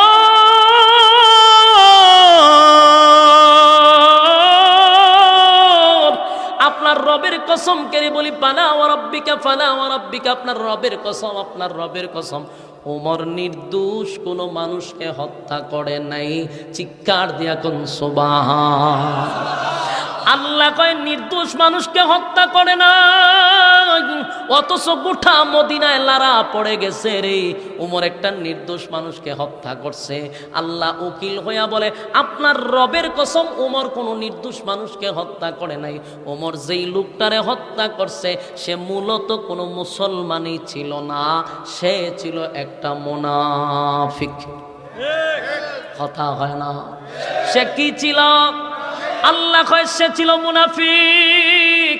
মাথায় ছিল পাগড়ি, মুখে ছিল দাড়ি, পরনে ছিল জামা জুব্বা, দেখতে বোঝা যায় মক্কার ইমাম, ভিতরে হুদ্দা শয়তানি। দেখতে তো আল্লাহ ওয়ালাই বোঝা যায়, কিন্তু ওখানের কথা ওখানে, ওখানের কথা ওখানে, এটা লাগায় ওখানে লাগায়, কাউরে শান্তিতে থাকতে দেয় না। এমন লোক সমাজে আছে না? না। ঠিক ওই লোকটা ছিল মানুষের সামনে বলতো আমি একজন মুসলমান, আসলে সে মুসলমান ছিল না, সে ছিল মুনাফিক। আল্লাহ কয় ফালা ওয়া রাব্বিকা লা ইউমিনুনা হাত্তা ইউহাক্কিমুকা ফীমা শাজারা বাইনাহুম সুম্মা লা ইয়াজিদু ফী আনফুসিহিম হারাজাম মিম্মা কাদাইতা ওয়া ইউসাল্লিমু তাসলিমা। আগে নবীজি আপনার রবের কসম করে বলি, কোনো মুমিন ব্যক্তি আপনি বিচার করার পরে সেই কথা বলবে না যে আপনি নবীর বিচার পছন্দ হয় নাই। সে নিজের দাবি করত একজন মুসলমান, কিন্তু আপনি নবী যখন তার বিচারটা করে দিলেন, সে প্রকাশ্যে বলছে এই বিচার আমার পছন্দ হয় নাই। তাহলে একজন মুমিন কি নবীর বিচার যদি তার পছন্দ না হয়, সে কি মুসলমান? কথা বলি, আমি আপনাদেরকে আঙ্গুল দিয়া দৌড়াই দিই, এমন লোক আপনার ডাইনে বামে আছে। আমাদের সমাজ আছে নিজের দাবি করে মুসলমান, কিন্তু আল্লাহর হুকুম পালন করতে তার ভালো লাগে না। নিজের দাবি করে মুসলমান, নবীর তরিকায় জীবন যাপন করতে তার ভালো লাগে না। আল্লাহর আইন পছন্দ হয় না, নবীর তরিকা মানতে ভালো লাগে না। নিজের দাবি করে মুসলমান, বুঝতে হবে সেও ওই কাতারের মুনাফিক। কথা হয় না? আল্লাহ বলে বন্ধু, সে নিজের দাবি করে মুসলমান, অথচ আপনার বিচার করার পরে সে কয় পছন্দ হয় নাই। উমর তার রূপ বুঝতে পারছে, তাই উমর তারে হত্যা করছে। উমর নির্দোষ মানুষকে হত্যা করে নাই, একটা দোষী মানুষকে হত্যা করছে। দুষ্টা হলো সে নিজেরে কেন মুসলমান দাবি করে সমাজে ঘুরায়। সে যদি একজন ইয়াহুদি হইতো আর উমরের কাছে গিয়া বলতো নবীর বিচার পছন্দ হয় নাই, উমর তারে হত্যা করতো না। কারণ একজন ইয়াহুদির কাছে নবীর বিচার পছন্দ হবে না, এটাই স্বাভাবিক। একটা খ্রিস্টানের কাছে নবীর বিচার পছন্দ হবে না, এটাই স্বাভাবিক। একটা বিধর্মীর কাছে নবীর বিচার পছন্দ হবে না, এটাই স্বাভাবিক। কিন্তু একজন মানুষ যদি কয় আমি মুসলমান, আমার নবীর বিচার পছন্দ হয় না, বুঝতে হবে এখানে কোনো কারণ আছে। সে ইসলামের দুশমন, সে মুসলমানের দুশমন, আল্লাহর দুশমন, নবীর দুশমন। সে ইসলামের 12টা বাজানোর জন্য নিজের মুসলমান দাবি করে সমাজে চলে, মূলত তার ইসলাম ভালো লাগে না। উমর রোগ বুঝা এমন ভাইরাস জমিনে থাকলে সমস্যা, তাই উমর মুনাফিককে হত্যা করে ভাইরাস দূর করছে। উমর কোনো অপরাধ করে নাই, এই জন্য উমরকে বলা হয় উমরে ফারুক, সত্য মিথ্যার পার্থক্যকারী। সুবহানাল্লাহ। সে বুঝতে পারছে তার রূপটা কোথায়। তুই নিজেরে দাবি করস মুসলমান, আমার নবীর বিচার পছন্দ হয় না, তুই দাবি করলি কেন মুসলমান? এই সমাজে বেঁচে থাকার তোর কোনো অধিকার নাই। যদি ইহুদি ব্যক্তি বলতো আমার নবীর বিচার পছন্দ হয়েছে না, মেনে নিত, কারণ ইহুদির কাছে নবীর বিচার পছন্দ হবে না, এটাই তো স্বাভাবিক।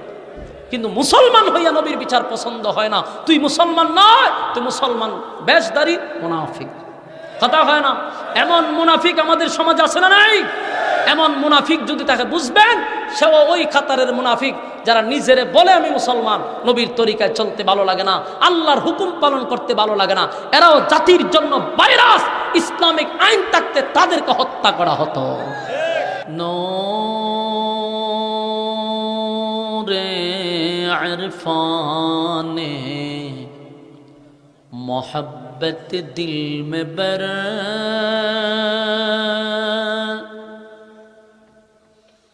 दोनों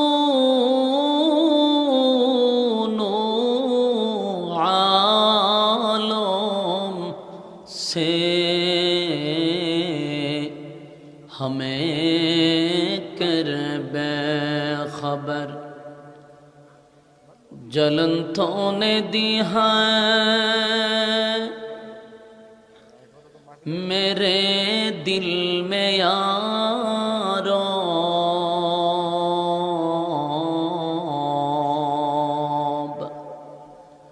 जलन की दवा अब फिला दे खुदाया। सारे दुनिया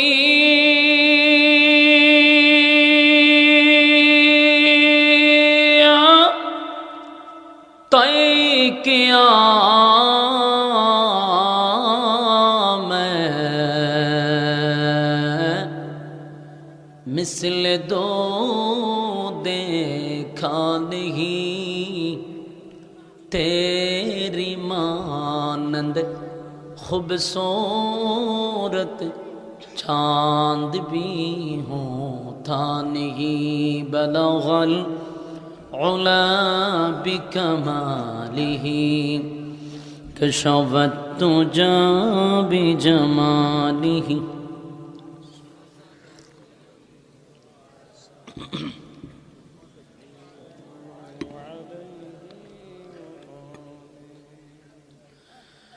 जिक्र बातिल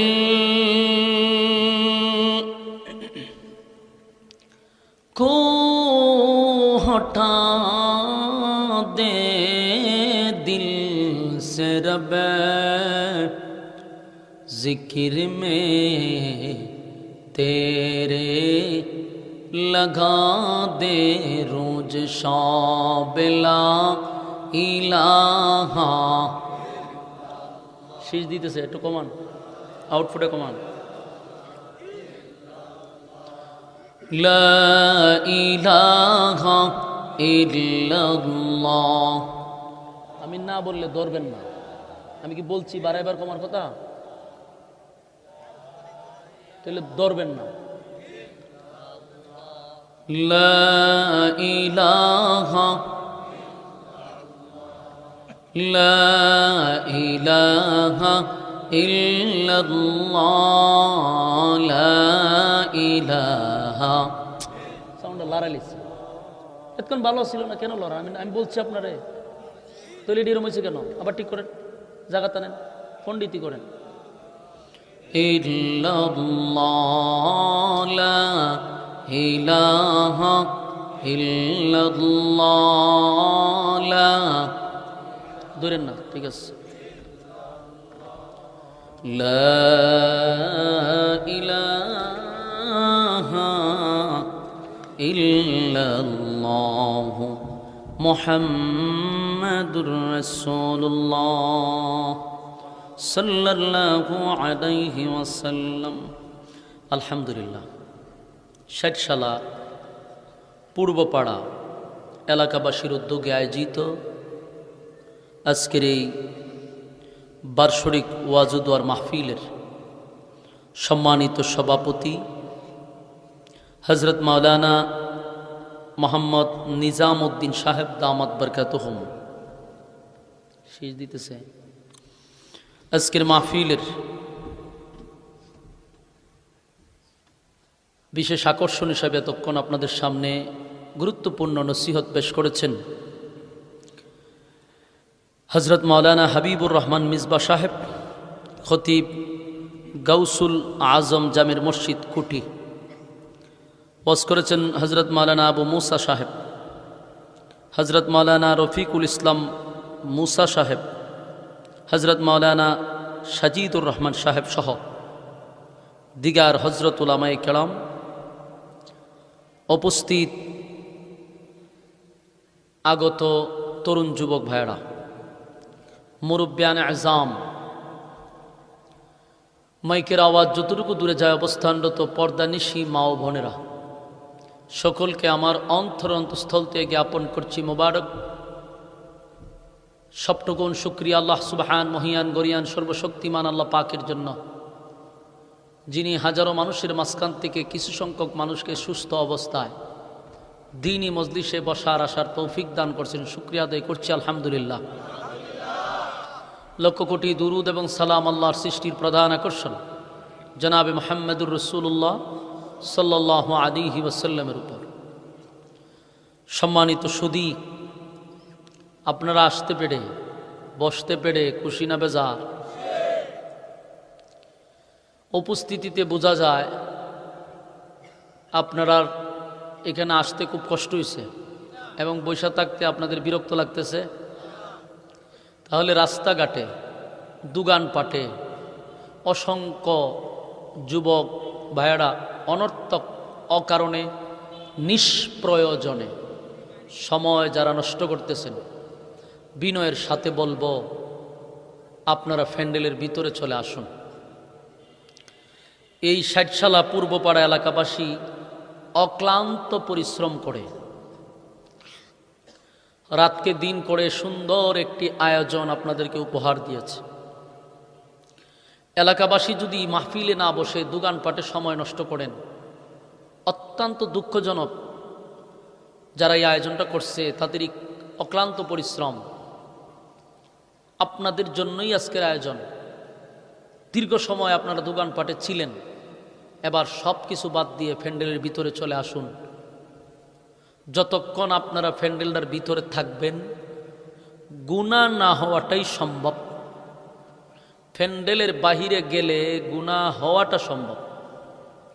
তাই গুনাহ মুক্ত এক পরিবেশে আল্লাহ আমাদেরকে বসার সুযোগ করে দিছে। এটা বহুত বড় এক নিয়ামত। আমি যুবকদেরকে দৃষ্টি আকর্ষণ করছি, দেখেন হায়াত যদি আগামী কাল পর্যন্ত থাকে, মানে আমরা যদি বেঁচে থাকি, তাহলে আগামী কালকে কিন্তু আড্ডা মারার সময় আছে, গল্প করার সময় আছে, সময় অপচয় করারও সুযোগ আছে। কিন্তু আগামী কালকে হায়াত থাকলেও এই মাহফিলে কি বসতে পারবেন? তাহলে এই কথাটি যারা শুনছেন, দিলের কান দিয়া কথাগুলি শুই না ভিতরে শ্রবণ করেন যে আমরা বাচ্চা থাকলেও আগামীকালকে মাহফিলটা পাবো না, কিন্তু বাচ্চা থাকলে দোকানপাটে আড্ডা দেওয়ার সুযোগ আছে। বছরে হয়তো বা একবার একটা মাহফিল হয়, তো কত বড় কপাল পোড়া হইলে বছরে একবারও দিনই একটা মজলিসে বসতে পারে না। প্রতিদিনের মতো সে ব্যস্তই থাকে, প্রতিদিনের মতো সে আড্ডাতেই থাকে। বছরে একদিন দিনের জন্য, আল্লাহর জন্য একটু সময় বসবে এই সুযোগও নাই। বুঝতে হবে কপাল পড়ছে। কপাল পোড়া জিন্দিগির থেকে আল্লাহ আমাদেরকে হেফাজত করুক। কোরআন এমন এক গ্রন্থ, এটার সুর শুনলে কোনো মুমিন বান্দা, ঈমান আছে এমন ব্যক্তি ঘরে বসে থাকতে পারে না। কারণ যখন সে কোরআনের কথা শুনবে, তার শরীরে আলাদা একটা জজবা তৈরি হবে, তখন সে ঘর থেকে বাহির হইতে বাধ্য। কিন্তু অনেক মানুষ শোনার পরও বাহির হয় না। কারণটা কি? কারণটা হইল আপনার এলাকাতে সাপ যে ধরে এটিরে কি কম? সাপুরিয়া, সাপুরি। এই সাপুরিয়ায় যখন সাপ ধরে তখন একটা বাঁশি বাজায়। এই বাঁশিটা বাজানোর উদ্দেশ্য হইল গর্তের ভিতরে যত বিষাক্ত সাপ আছে, এই সুর শুনলে সে আর গর্তে থাকতে পারে না। সাপের শরীরে একটা জজবা তৈরি হয়, তখন সে কি করে? গর্তের থেকে বাইর হয়ে আসতে বাধ্য হয়, তার শরীরে বিষ থাকার কারণে। তো ৬০ সালা পূর্বপাড়া মনে করেন একজন সাপুরিয়া আসছে, আইসা ইচ্ছা মতে বাঁশি বাজাইছে, কিন্তু গর্তের সামনে দাঁড়াইয়া বাঁশি বাজায়, গর্তের ভিতর থেকে সাপ বাহির হয় না। সাপুরিয়া চিন্তা তুলে গেল, গা এত বাঁশি বাজাইলাম তাও গর্তের দ্বারে দাঁড়াইয়া সাপ বাহির হইল না কেন? রাগে একটা কুদাল লইছে, কুদাল লইয়া এই গর্ত খনন করছে, করে ভিতরে তাকায়া দেখে 2টা সাপ বসে রয়েছে। সাপুরিয়া কয়, আমি যদি কিয়ামত পর্যন্ত বাঁশি বাজাই কোনো লাভ হইত না। যে 2 সাপ বসা, এর মধ্যে একটার নাম হইল দুরা, আর একটা হইল মাইট্টা দুরা। খন এর বাঁশি বাজে ভিতর থেকে বাইর করা সম্ভব? কেন? বিষ নাই। এই তো বুঝতে পারছেন। সাপুরিয়া কয়, আমি এত বাঁশি বাজাইলাম কই? কারণ আরো যদি কিয়ামত পর্যন্ত বাসাই 2 সাপ লড়বেও না, কারণ শরীরে কি নাই? বিষ নাই। তা আমাদের সমাজের অনেক মানুষ আছে কোরআনের আওয়াজ শোনার পরেও ঘরে বসে থাকে, লড়েও না। কি নাই? এই সমস্যাটা হলো এখানে। শুনে ঠিক, লড়েও না। আবার কিছু মানুষ শোনার পরে ঘর থেকে দৌড়ায় চলে আসছে, বোঝা গেল ইমানি জজবা আছে। তো যারার শরীরে বিষ নাই তাদেরকে উদ্দেশ্য করে বলবো, আপনারা শরীরে ইমানি জজবা তৈরি করেন। এই বাচ্চাগুলার একটু উঠাই দেন এখান থেকে, এই যে 1টা 2টা 3টা, এরা যৎকান থাকবো সমস্যা করবো। আপনারা একটু সামনে আসেন, এরা পিছনে দেন, আপনারা একটু সামনে আসেন। মুরব্বী আইন, সামনে আইন, পিছনে দেন। এরা হাসবো, কথা কইব, খেলবো, এখানে তো ডিস্টার্ব হয়। এই কথা না বলে, কথা কই না লোক দিয়ে আরেকজন এখানে বসা, কথা কইেন না। আলহামদুলিল্লাহ, আপনারা যারা আসছেন এই প্রচণ্ড ঠান্ডার মধ্যে আরামের ঘুম হারাম করে নরমাল বিছানাতে বসছেন দিনের কথা শোনার জন্য। এতক্ষণ যিনি আলোচনা করছেন আবার অনেক প্রবীণ একজন বক্তা, আপনাদের মিসবা সাহেব অনেক প্রবীণ, আজকের থেকে ওয়াজ করে না, বহু বছর ধরে উনি ওয়াজ করে, আমি অনেক আগের থেকে ওনারা চিনি। তো ওনার এলাকা আপনারা দেখলাম অনেকক্ষণ ধরে ধৈর্যের সাথে কথাগুলি শ্রবণ করছিলেন, বাকি মোনাজাত পর্যন্ত আপনারা ওয়াজ শুনবেন এমন নিয়ত আছেন আপনারা? এটা কি ফাক্কা নিয়ত করুন যাব? তাহলে একটু হাত তুলে দেখান তো, কেটা কেটা থাকবেন মোনাজাত পর্যন্ত?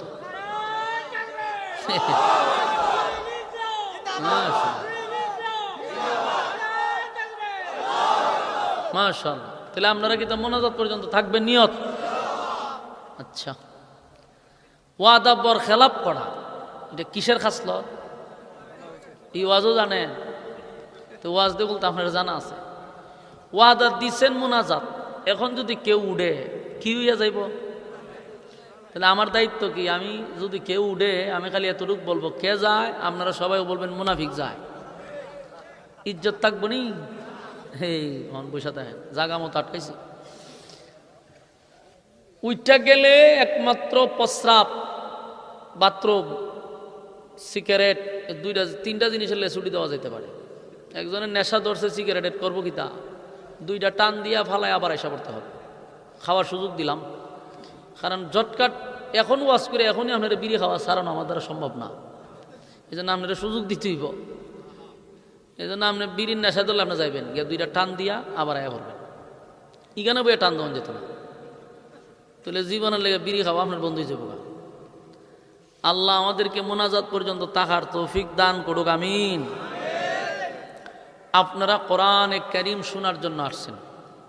কোরআন ১৫০০ বছর আগে নাজিল হয়েছে, এখনো কোরআন আছে, কিয়ামত পর্যন্ত কোরআন। ১৫০০ বছরের ভিতরে বলুন তো দেখি, আজ পর্যন্ত কোরআনের শব্দ তো দূরের কথা, একটা অক্ষর, একটা নক্তা, একটা জবর, একটা জের আজ পর্যন্ত পরিবর্তন হয়েছে? সুবহানাল্লাহ। এটাই হলো কোরআনের সবচেয়ে বড় মুআজিজা, সবচেয়ে বড় মুআজিজা। ১৫০০ বছর কোরআনের বয়স, আজ পর্যন্ত একটা অক্ষর এদিক সেদিক হয় নাই। কারণ কি জানেননি? কারণ হলো কোরআনের দায়িত্ব কোনো মানুষের হাতে না। দায়িত্ব কার হাতে? হেফাজতের দায়িত্ব মানুষের হাতে। যদি কোরআনের দায়িত্বটা দিত, মনে করেন যে কইতো যে পৃথিবীর রাজা বাদশার হাতে কোরআনের দায়িত্ব দিয়ে দিলাম, এই সিস্টেমটা যদি আল্লাহ করে দিত, তাহলে ২০২৪ সালে আপনি কোরআন পাইতেন। এতদিনে বিসমিল্লাহর বাবা পাইতেন না, গায়েব হয়ে যেত গা। কারণ এক এক বাদশায়া বলতো এক এক আয়াত উঠায় দাও, নামাজের আয়াত উঠাই দিত এক বাদশায়া, পরের বাদশায়া হয়তো সুদের আয়াত উঠায় দাও, আরেক বাদশায়া হয়তো ঘুষের আয়াত উঠায় দাও, আরেকজনে হয়তো জিহাদের আয়াত উঠায় দাও, ফর্দার আয়াত উঠায় দাও, উঠায় দাও উঠায় দাও করতে করতে ২৪ সালে আয়াত দেখতাম বিসমিল্লাহর বাও নাই। কথা হয় না? দি এটা আল্লাহ জানেনি। এই জন্য মানুষের হাতে আল্লাহ দায়িত্ব দিছে না। সুবহানাল্লাহ। দায়িত্ব দিছে কার হাতে? আল্লাহ নিজে নিছে। আল্লাহ কোরআনে বলেন, ইন্না লাহানু নাযালনা যিকরা ওয়া ইন্না লাহু লাহাফিজুন।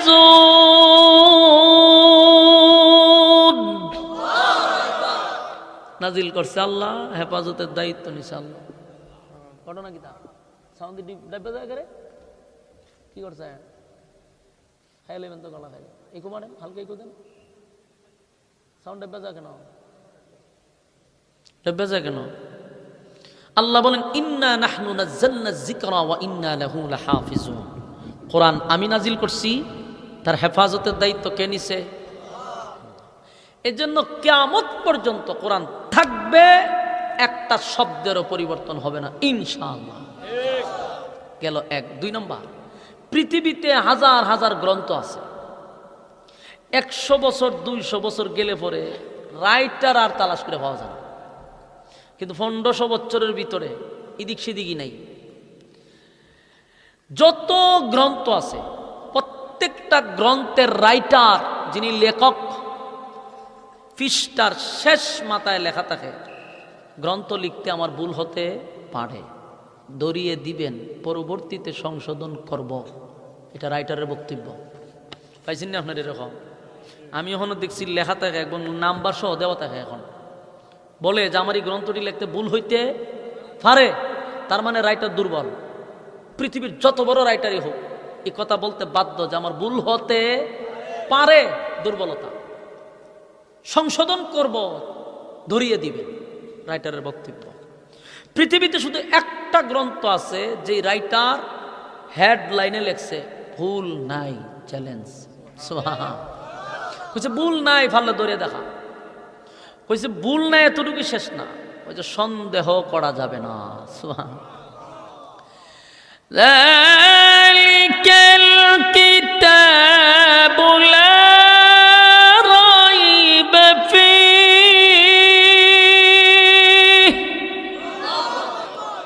আল্লাহ বলেন এখানে ভুলও নাই, সন্দেহ নাই।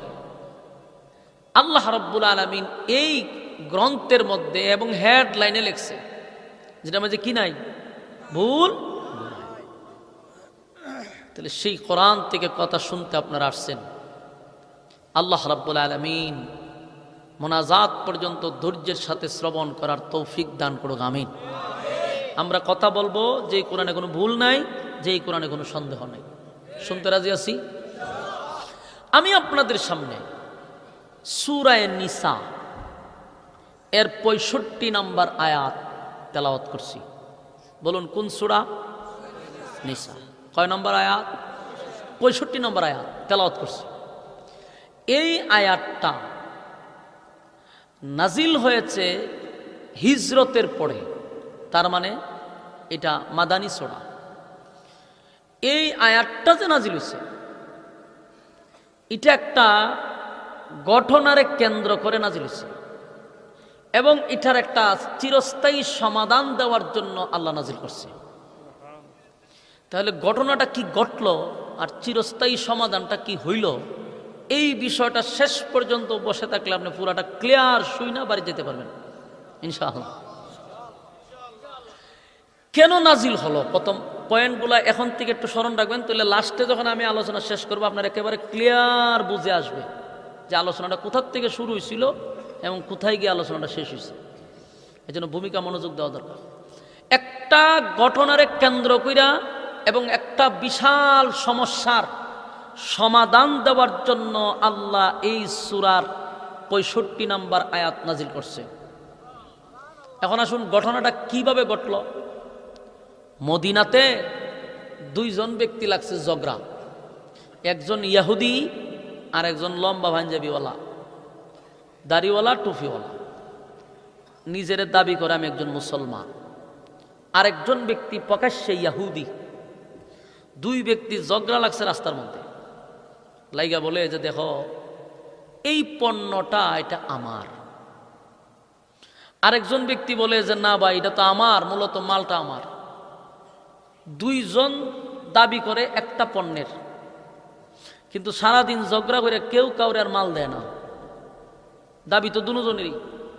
তো সকালবেলা একজনে দেখা গেছে দুইজনের ঝগড়া, বিকালে এসে কয় ভাই সাহেব সকালে দেখছিলাম আপনারা দুইটা মানুষ একটা জিনিস লইয়া লাগছেন, কেউ তো আর নিতে পারছেন না, তো ঝগড়া তো কিয়ামত পর্যন্ত করলেও কোনো সমাধান হবে না, আপনারা একটা সমাধান আসতেন না? জি সমাধানে তো আবার দরকার। সমাধান আসতে গেলে একজন বিচারক লাগবে, এটার একটা বিচার কইরা মালটা আসলে কার এটা তারে বুঝাই দেওয়া দরকার। দুনো ব্যক্তি হয় কথা যুক্তি আছে, আমরা একজন বিচারকের শরণাপন্ন হওয়া দরকার। তখন দুইজনের মধ্যে একজন তো ইহুদি আর একজন হইল মুসলমান। তো ইহুদি ব্যক্তিটা মুসলমান ব্যক্তিরে জিগাইল যে এখন একজন বিচারের দরকার নেই, কহ বিচারের দরকার, বলতে বিচারক কারে নির্বাচন করবা? হয় এখন তো দেশের রাষ্ট্রনায়ক হলো বিশ্বনবী মুহাম্মদুর রাসূলুল্লাহ সাল্লাল্লাহু আলাইহি ওয়াসাল্লাম। রাসূল তখন কি ছিল? দেশের প্রেসিডেন্ট ছিল। বলুন রাসূল কি ছিল? এটি জানেননি আপনারা? জানে হারা জীবন আমরার হুজুররা ওয়াজ শুনাইছে, রাসূলের পেটে ভাত্তর আসিন, রাসূল গরিব আসিন, এই ওয়াজ শুনতে শুনতে আপনার মগজ থেকে গেছে। রাসূল তো একটা সময় দেশের প্রেসিডেন্ট ছিল, এই ওয়াজ শ্রোতারা জানেও না, মৌলবীরা করেও না। খালি গরিব গরিব গরিব ফেটে ভাত্তর, এই ওয়াজ শুনতে শুনতে মগস্থ করে নিছে। আর এই ওয়াজের এত প্রভাব পড়ছে নাস্তিক ফারায়, নাস্তিকদের এই ওয়াজে এত প্রভাব পড়ছে যে কোনো আলেম যখন এখন নেতৃত্ব দিত যায়, এরা উল্টা কয় হুজুররা রাজনীতি করে গেলে। হুজুররা রাজনীতি করবে কেন? ইসলাম না ফেডো ভাত্তর বানছে, ইসলাম না গরিব আসিন, তো হুজুররা কেন রাজনীতি করত? এই হইল গরিবের ওয়াজের প্রভাব। নাস্তিকরা হুজুররা নেতৃত্ব দিলেই কয় এরা কেন নেতৃত্ব দিত, কারণ হেতু ওয়াজ শুনছে ইসলাম গরিব। এত ওই ওয়াজ শুনছে না যে দেশের রাষ্ট্রনায়ক আমার নবী ছিল, কি ওয়াজ শুনে নাই। আর ইওয়াজ মৌলবীরা ডালাওভাবে করে না, খালি খানো দূরে হয় ফেটা ভাত্তর আছে, বাস শ্রোতারা খাইন দিন জায়গা। আর এরার ভিতরে এমন এক বিষ ঢুকাইয়া দিছে, ইসলাম মানেই হলো গরিব, ইসলাম মানেই হলো দরিদ্র। অথচ ইসলাম আমার নবী দেশের বাদশা ছিল, এটা বলা দরকার ছিল বুক ফুলিয়ে। এ খালি প্রথম পৃষ্ঠা পড়ছে, দ্বিতীয় পৃষ্ঠার পড়ছে না। আল্লাহ সূরা দুহার মধ্যে স্পষ্ট বলে, ওয়াজাদাকা আইলান ফাআগনা, আপনি গরিব ছিলেন, আমি আপনাকে ধনী বানাইছি। নবীরে আল্লাহ কয় আমি ধনী বানাইছি, গরিবের ওয়াজই করে, ধনী যে বানাইছি ওয়াজ করেই না। এই কারণে আস্তিকরা হয় হুজুররা কেন রাজনীতি করে। তো হুজুররা রাজনীতি কেন করে? বলে হুজুররা রাজনীতি শিখছে স্বয়ং রাসূলুল্লাহ সাল্লাল্লাহু আলাইহি সাল্লামের কাছ থেকে। আমার রাসূল দেশের বাদশা ছিল, আমরা সেখান থেকে রাজনীতি শিখছি। আমরা যদি ওয়াজ করতাম তাহলে কথা বলার সাহস পাইত না। আমাদের দেশের মানুষ মনে করে হুজুররা খালি মসজিদও থাকবো, মাদ্রাসা থাকবো, কে মারা গেছে দেখবো, আর 40-এর ফরানি কোন দিন, 5 দিনের ফরানি কোন দিন, ইডি বুঝি হুজুর আর কাজ। আসলে কি হুজুর ইগান পর্যন্তই? এটা মোবাইলে কার ফোন আছে দেখেন, এটা গানো না তোমারই গানো মনে আছে। এখন হুজুরার কাজ কি খালি মসজিদ আর মাদ্রাসায়? কথা হয় না। হুজুরার কাজ রাষ্ট্র পর্যন্ত, পার্লামেন্ট পর্যন্ত আলেমরা যাইতে হবে। যতদিন না পর্যন্ত আলেমরা পার্লামেন্টে না যাবে, এদেশের দুর্নীতি বন্ধ হবে না। এদেশে দুর্নীতি, ঘুষ, এরপর আপনার সুদ, জেনা, ব্যভিচার, এদেশে দর্শন, খুন, হত্যা, এগুলো বন্ধ হবে না। আলেমরা যদি ক্ষমতায় আসে, আল্লাহর কসম, দেশের টাকা বিদেশে পাচার হবে না। আমার সোনার বাংলাদেশ সোনায় রূপান্তর হতো যদি আলেমরা ক্ষমতায় থাকতো। কিন্তু আপনারারও খাচ্ছত খারাপ কম না। আজকে যদি আপনার মসজিদের হুজুর দাঁড়ায়, মনে হয় আগামীতে উনি দাঁড়াইলো চেয়ারম্যানের, এই আপনার মুসল্লিরা এই হুজুরের ভোট দিতেন না 100%। কি কইব জানেননি? ও হুজুর কি রাজনীতি বুঝবো? ডায়লগ, কমন ডায়লগ কয়, হুজুর কে আর রাজনীতি বুঝবো? কে রে, হুজুর রাজনীতি বুঝে না। 30 পারা কোরআন হুজুরের ভিতরে ঢুকাইতে পারছে, কোরআনের ব্যাখ্যা হুজুরে দিতে পারে, হাজার হাজার লক্ষ মানুষের সামনে হুজুর কথা বলতে পারে। আর হুজুর বুঝি 1.5 টাকার রাজনীতি বুঝে না। মূল ঘটনা তো এখানে না, মূল ঘটনা হলো হুজুর যদি 4 মিনিট দাঁড়ায়, তাহলে তো সুরের ঘরের সুরও বলতে গম চুরি করতে পারবে না, দান চুরি করতে পারবে না, তেল চুরি করতে পারবে না, দুর্নীতি করতে পারবে না, রডের বদলা বাঁশ দিতে পারবে না। এই জন্য আলেমকে নেতৃত্ব দিতে চায় না, যে দিলে আমরা খামো গীতা, বাটপারি, চিটারি, ছান্দা কমনে করুক। এই কারণে মূলত আলেমকে ক্ষমতায় বসাইতে চায় না, সুররা চুরি করার জন্য। কিন্তু হুজুর রাজনীতি বোঝে, সারা দেশ বোঝায়। তুমি যারা নেতা মানো, বসাওই কেন? 10 মিনিট আমি কথা বলবো, 10 মিনিট তোমার নেতায় কথা বলবো, দেখবা কয়বার তার টুডে মুখে লাগে। কথাই তো গুছায় বলতে পারে না 1000 মানুষের সামনে, আডু কাঁপে, তার বুক কাঁপে। আর একজন আলেম লক্ষ মানুষের সামনে কথা বলে, তার টুডে বাজে লাগে না।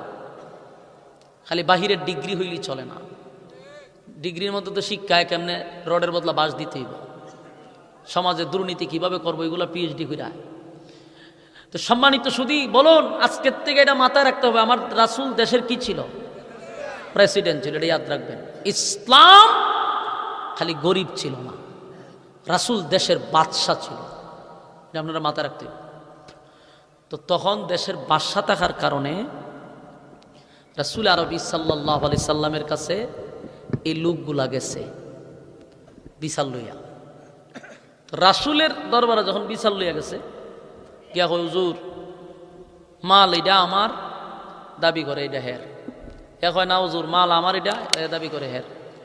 রাসূল বুঝতে পারছে যে মাল একটা, দাবিদার দুইজন। আসলে এই মালটা কার, এটার একটা সুষ্ঠু তদন্ত করা দরকার। এই জন্য সুষ্ঠু তদন্ত করার জন্য একটা তদন্ত কমিটি তৈরি করছে। রাসূলের বিচার, এটা কি বাংলাদেশের 16 বছরের বিচার? বাংলাদেশের 16 বছরের বিচার হলো দর্শন করছে একজনে, পত্রিকায় নাম আসছে আরেকজনের। ওই একেবারে এটা তো একবার পুরা নাটক হয়েছে। একটা মেয়েরে দর্শন করলো, আর প্রতিবন্ধী একটা রান্না কয় হ্যাঁ দর্শন করছে। মাইয়ারে জিগায় যে ঠিক আছে নি, কয় আমারে যে দর্শন করছে এরকম দজা ভাঙ্গা লোকে তো দর্শন করছে না, এদিন নিজের চলই চলতে পারে না। তো এইরকম নাটকও বাংলাদেশে সাজানো হয়েছে। তদন্ত কত দুর্বল তার প্রকাশ একটা বাস্তব নমুনা দেখেন। কিছুদিন আগে একটা ছেলের মা মারা গেল, বারাটিয়ায় মহিলাটাকে হত্যা করল। কত দুর্বল তদন্ত কমিটি! তারা মা মারা গেছে যেই ছেলেটার, ওই ছেলেটাকেই মার হত্যাকারী বানাইয়া আদালতে উঠাইল, রিমান্ড টেনে ছেলেটারে মারধর করলো। শেষে দেখা যায় ছেলে খুন করে নাই, করছে তো বারাটিয়া। কিন্তু কেন নাম দিল? কারণ ছেলেটা মাদ্রাসায় পড়তো। এই মাদ্রাসায় পড়ার কারণে গুড়া নাস্তিক পাড়ার মিডিয়ারা, নিষিদ্ধ পল্লীতে যাদের জন্ম, ওই সমস্ত মিডিয়ারা মাদ্রাসার নামটা ব্যবহার করে একটা নির্দোষ মানুষকে মার হত্যাকারী বানিয়ে দিছে। এরকম ষড়যন্ত্র তো বছরের পর বছর করছে। আল্লাহ যে মাফ করছে কম, যদি বর্তমান সরকার না থাকতো, ফেসিস্ট সরকার থাকতো, ঠিকই ছেলেটার ফাঁসি দিয়া দিত, 100% দিয়া দিত। সাজাইছিন তো সাজাইছিন, ঘটনা হয়ে যেত এরকম। এরকম হাজার হাজার মার বুক খালি করছে এই তদন্ত কমিটি। হাজার হাজার নির্দোষ মানুষটা ফাঁসির কাস্টে ঝুলছে বিচার ব্যবস্থার কারণে। বাস্তব না অবাস্তব? বাস্তব কথাগুলা। তো রাসূলের বিচার তো আর স্বৈরাচারের মতো বিচার না। রাসূল একটা শক্ত তদন্ত কমিটি তৈরি করছে। কইরা এটার চিরুনি অভিযান দিয়া দেখে মালটা মূলত ইয়াহুদির, এটা মুসলমানের না। রাসূল বিচারের রায় দিছে, বিচারের রায় দিছে হইল ইয়াহুদিরে, যে মাল এটা তোমার, তুমি এটা নিয়ে যাও। বিচারের রায় ভাই ইহুদি তো খুব খুশি, বেচারা মাল লইয়া বাড়ি যাওয়া শুরু করছে। মুসলমান ব্যক্তিটা এখান থেকে বাইরিয়া রাস্তাত গিয়ে আবার ওই হের আটকাইছে, ইহুদির আটকাইছে। আটকাই কই যাস? বাড়িতে যাই। খনা বাড়িতে যাইতে পারবি না। কয় ভাই সকাল থেকে সন্ধ্যা পর্যন্ত ঝগড়া করছি মাল লইয়া, এখন শেষ পর্যন্ত বিচার পাইলাম আমি, রায় পাইছি আমি, এখন বাড়ির যাবো তো যাবো কই? বিচার তো করছে ঠিক হয়, কিন্তু বিচারটা আমার পছন্দ হয়েছে না। আপনার এলাকাত নাউজুবিল্লাহ আসেনি? কোন সময় কেউ মারা গেলে আমি জানি না তো। রাসূল বিচার করছে, এক হয় পছন্দ হয়েছে না, ঠিক না? নাউজুবিল্লাহ, নাউজুবিল্লাহ, নাউজুবিল্লাহ। নিজেরে দাবি করে হে মুসলমান, রাসূল বিচার করছে, এক হয় পছন্দ হয় নাই। ইয়াহুদি ব্যক্তি হইল বিচারটা তো তোর নবী করছে, তুই একজন মুসলমান, তোর নবী বিচার করে রায় দিল আমারে, তুই মাঝ রাস্তা তাই এখন বিচার তোর পছন্দ হয়েছে না, আমার তো সন্দেহ লাগতেছে তুই মুসলমান নেই। ইয়াহুদি রূপ ধরতে পারছে যে হ্যাঁ লোক বেশি সুবিধার, হয় আমার সন্দেহ লাগতেছে, হয় না আমার বিচার পছন্দ হয়েছে না, আমি এটা আবার সানি বিচার করুন, মানে পুনরায় আরেকবার বিচার করবো। সে এই সিদ্ধান্ত নিছে। ইয়াহুদি চিন্তা করলো এর লাগে এখন দরবার করতো কেটা, এর সাথে তো আমি দরবার করে পারতাম না। এখন কয়তো ভাই এখন তুই তো সানি বিচার করতি, কার কাছে বিচার লইয়া যাবি? এখন বিচারকটা কে? এখন তোর পছন্দ কার হয়েছে? তোর পছন্দ মতোই আমি বিচারকের কাছে যাবো। আমার উমরের পছন্দ হয়েছে, আমি বিচারটা উমরের কাছে লইয়া যাব। চিন্তা করেন, যেখানে সর্বোচ্চ আদালতে রায় দিয়ে দিছে, ওখানে বিচার শেষ করে ওখানে নিম্ন আদালতে যায়। হ্যাঁ, কইল তো ঠিক আছে, তোর যার পছন্দ হয়েছে তার কাছে আমি যাব। ইহুদির মনে মনে একটা ধারণা হইল, মালটা তো আসলে আমার এটা বিশ্বাস আর ইয়াকিন হলো, আমি যদিও ইহুদি, কালেমা পড়ি নাই, আল্লাহ মানি নাই, কিন্তু আমার বিশ্বাস আছে মুসলমানের বিচারটা হয় সঠিক। দেখেন ইয়াহুদির আকীদা কয় মুসলমানের বিচার হয় সঠিক। কতে নে ভাই তুই যেখানে যাচ্ছি কেন যাব, লইয়া গেছে উমরের কাছে। উমরের কাছে গিয়া হুজুর আমরা ইসলাম একটা বিচার লইয়া আপনার কাছে। কি বিচার? মাল এটা আমার দাবি করে, এটা হের, একটা মাল দুইজনের দাবি, বিচারটা করে দিন। ইয়াহুদি উঠতে কয় হুজুর বিচার করবেন পরে, আগে শুনেন আপনি যে বিচার আপনার কাছে লইয়া আসা হয়েছে, এই বিচারের রায় আপনার নবী মুহাম্মদুর রাসূলুল্লাহ সাল্লাল্লাহু আলাইহি সাল্লাম উনি রায় দিছে আমারে বিচার কইরা। আপনার মুসলমান ব্যক্তিরা হয় এই বিচার বলে পছন্দ হয়েছে না, ওখানে আপনার কাছে সানি বিচারের লেগাইছে, বুঝা শূন্য বিচার করুন। উমরে মুসলমান ব্যক্তিটারে জিগায় ঘটনা কি সত্য? কজি সত্যই। রাসূলের বিচার তোর পছন্দ হয়েছে না? না, বিচারটা বেশি পছন্দ হয়েছে। কইতে এখন আমার কাছে বিচার লইছ, আমি বিচার করলে পছন্দ হইব নি? জি আপনি বিচার করলে পছন্দ হইব। তাহলে তুই দাঁড়ায় থাক, আমি আইতেছি। হযরত উমর ঘরের ভিতরে গিয়া একটা লম্বা তরবারি আনছে। তরবারি আইনা দুইজনের মাঝখানে দাঁড়ায় কয়, আমার নবী বিচার কইরা দেওয়ার পরে তুই কস তোর পছন্দ হইছে না, তুই তো নিজের দাবি করস মুসলমান, তুই দাবি করছ মুসলমান, তা আমার নবী বিচার করে দিলে তোর পছন্দ হয় না, তুই বিচার সানি বিচারের লেগে আমার কাছে আসছস, আমি বিচার করে দিলে তোর পছন্দ হইব, তা আমি উমরের বিচারটা তুই দেখ কি হয়।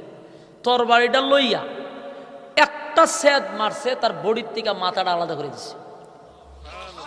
আল্লাহু আকবার। বাড়িতে গিয়া কইবেন নি আপনারা? একটা কূপ দিছে, কল্লা 10 হাত দূর ফালাইয়া কই দিলে আমি উমরের বিচার। উমর আমার বিচার তোর পছন্দ? তা আমার বিচার হইল কুবা শামসু একবারে কুবাই লিছে ধরেছে, কারণ এটা বিচার অন ভালো হইছে না। বিচার শেষ, দেহে ইয়াহুদি দুই ভাও ওইভাবে খাপতাছে, নিচে 10 আসছে, উপরে 10 আসছে, খাম সেরা লিছে, সব শেষ করে লিছে। তুই উমরে জিগা তুই দি বিজা লিছস, আপনি কি ওখানে আমারে সাইজ করবে? কয় না না, তোরে সাইজ করতাম। ইয়াহুদি খাপতে খাপতে কয় না, তোর বিচার সঠিক, আমার নবী যেটা করছে এটু ঠিক আছে, তুই মারলে এবার যা। ইয়াহুদির ভিতরে কলজা বাড়ি গেছে এই অবস্থা দেখা, ডরাইয়া দৌড়া মারলে বাড়ি গেছে, যায় আর কয় অহনের বিচার ঠিক আছে। কয়ে বহুত জ্বালাইছে আমার, সকাল থেকে বিকাল পর্যন্ত জ্বালাইছে, জাগা মতো বিচার হয়েছে, সাইজ করে নিল না, ঘটনা তো শেষ। কিন্তু ঘটনা তো ভাই শেষ হয়েছে না, ঘটনা খালি শুরু হয়েছে। ওনা আপনারা শোনার মতো মন মানসিকতা আসেনি, ঘটনা কিন্তু খালি শুরু, শেষ হয়েছে না। ভাই শ্বাসটা টানে, সাউন্ড সুন্দর ভিতরে, কিন্তু শ্বাস টানে, শ্বাসটা টানতেছে, অতিরিক্ত টানতেছে। তো রাসূল সাল্লাল্লাহু আলাইহি সাল্লামের বিচারের পরে উমর সমাধান করে দিছে, ঘটনা তো শেষ। কিন্তু না, যারে হত্যা করছে তার আত্মীয় স্বজন, ভাই বারাদার, এরা খবর পাইছে যে আমরার বাইরে উমরে হত্যা করছে। এরা দৌড়াইয়া রাসূলের কাছে গেছে। রাসূল তখন দেশের প্রেসিডেন্ট। গিয়া দেখেন কি সিস্টেমে বিচারটা বাড়ি করছে। ও হুজুর, ইসলামের আইন অনুযায়ী কারো যদি বিচার পছন্দ না হয়, এই বিচার অন্য কারো কাছে নিয়ে গেলে কি অপরাধ? রাসূল কয় না, এটা কোনো অপরাধ না। যে বিচার যদি মনে করুন হুজুর আমার পছন্দ হয়েছে না, আমি বিচারটা আরেক জায়গায় লইয়া গেলাম, এটা কি ইসলামের কোনো আইনে অপরাধ? না, কোনো অপরাধ না। তৈলে ঘটনা কেন ঘটল? আমার ভাই আপনার কাছে বিচার নিয়ে আসছে, তার বিচার পছন্দ নাই হইতে পারে, উমরের কাছে বিচার লইয়া গেছে, উমরে তার খল্লা ফেলাই দিছে। এখন আমরা আপনার কাছে উমরের বিরুদ্ধে হত্যা মামলা দিলাম, দেখছেন নি কই দরবার গিয়া কই লাগছে? ইসলামের আইন হলো হত্যার বদলা, কথা কয় না, হত্যার বদলা, হ্যাঁ, জায়গা মতো মামলা দিছে। এটা বাংলাদেশ না যে 7 খুন কইরো আপনি এসির ভিতরে বয়ে থাকবেন, এই সুযোগ নাই। উমরের নামে গেছে হত্যা মামলা। রাসূল তার সুষ্ঠু তদন্ত নিয়ে দেখে আসলেই কোনো এই লোকটারে মারছে কোনো অপরাধী করছে না। বাস্তবে যেটা দেখা যায় এটা হলো অপরাধ করে নাই, কারণ একজনের বিচার পছন্দ হয়েছে না, সে আরেকজনের কাছে যাবে, এটা তো অপরাধ না। কিন্তু উমর একটা নির্দোষ মানুষকে হত্যা করছে, গোটা মদিনায় আলোড়ন শুরু হয়ে গেছে। হায় হায় হায় হায়, উমরের তখন ফাঁসি দেওয়া হবে, উমরের রায় হবে মৃত্যুদণ্ড, কারণ নির্দোষ মানুষকে হত্যা করছে। গোটা মদিনায় তুলফার হয়ে গেছে। রাসূল নিজেও উমরকে নিয়ে চিন্তিত। কেন চিন্তিত? ফাঁসি দিব দীক্ষা এই কারণে না, আল্লাহর রাসূলের ভিত্তি এটাই যে উমর যে কামটা করছে, উমর তো ইসলাম ধর্ম গ্রহণ এমনে করে নাই, আমি আল্লাহর কাছ থেকে উমররে ছায়া আনছি, উমররে আল্লাহর কাছ থেকে ছায়া আনছে, তাই না দিয়ে দরবারে বললাম আমি এমন এক কাম করছে, নির্দোষ মানুষটা উমর হত্যা করেছে। রাসূল পেরেশানির মধ্যে আছে, উমরের নামে দিচ্ছে হত্যা মামলা। এখন আপনার কাছে আমার একটা প্রশ্ন, হন যতটুকু আলোচনা শুনবেন একটু মনোযোগ দিয়ে শুনেন, এখান পর্যন্ত আপনি একটু থামান। এখন আসুন আগে আমরা উমররে চিনতে হবে, উমররে না চিনলে এই আলোচনা শেষে আপনি বুঝতেন না। এই জন্য প্রত্যেকটা মানুষ আগে উমরকে চিনুন। উমর কোনো সাধারণ সাহাবী না, এটা আপনাদের ইয়াদ রাখতে হবে। উমর কোনো সাধারণ সাহাবী না, উমররে আল্লাহর রাসূল নিজে আল্লাহর কাছে চাই আনছে, আল্লাহ আমি উমররে চাই, আল্লাহ উমররে দিছে। উমর যে কি সাধারণ সাহাবী না, বাস্তব হাজার হাজার প্রমাণ। রাসূল কয় আমারে দিয়ে আল্লাহ নবুয়তের দরজা তালা মারছে, আমার পর আর নবী আসবে না। যদি আসতো উমররে নবী বানাইতো, তাহলে উমর কেমন যোগ্য লোক চিন্তা করেন। এখানে না, উমর সাধারণ কোন সাহাবী না।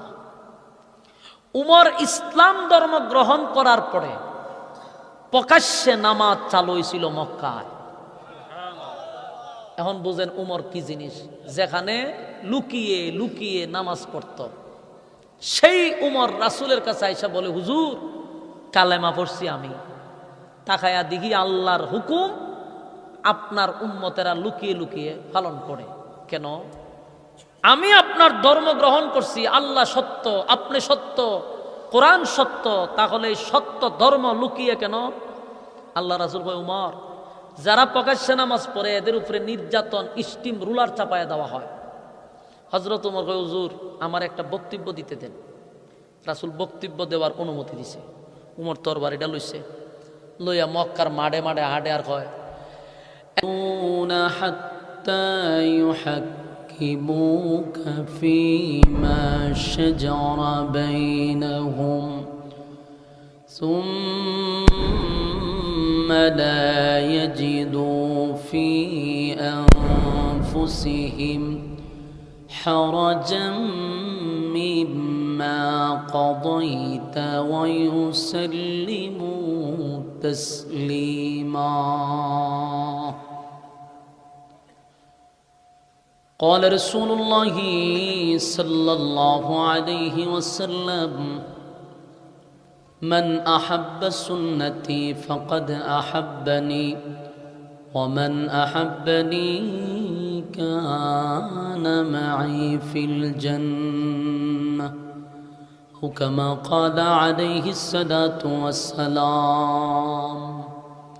দুরূদ শরীফ পড়েন, আল্লাহুম্মা সাল্লি আলা। সাউন্ডটা গুমগুমিটা বন্ধ করেন, এত না আউডে এত মাস্টার দিলে এটা শীষ দিব, শীষ দিলে তার আওয়াজ বাহিরে বোঝা যায় না, কন্ট্রোলে রাখেন। আল্লাহুম্মা সাল্লি আলা মুহাম্মাদিন ওয়া আলা আলি মুহাম্মাদ কামা সাল্লাইতা আলা ইব্রাহিম ওয়া আলা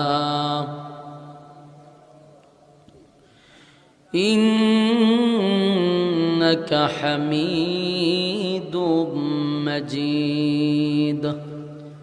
আল্লাহুম্মা বারিক আলা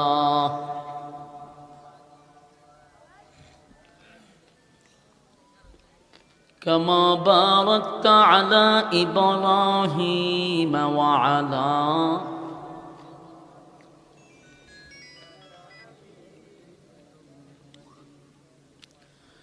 আল্লাহ সবাইকে কথাগুলির উপরে বলনেওয়ালা শুননেওয়ালা উভয়কে সহিভাবে আমল করার তৌফিক দান করুক, সকলে বলে আমিন।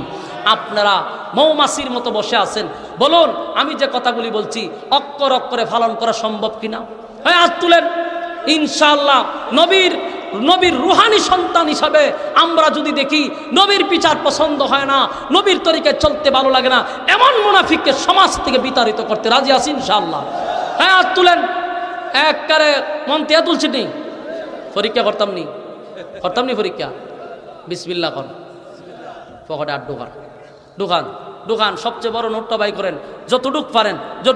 এখানে একটা মসজিদ আছে, এখানে যতটুক পারেন আপনি শরিক থাকবেন, মসজিদও দিয়া তারপরে দোয়াটা শরিক হইলে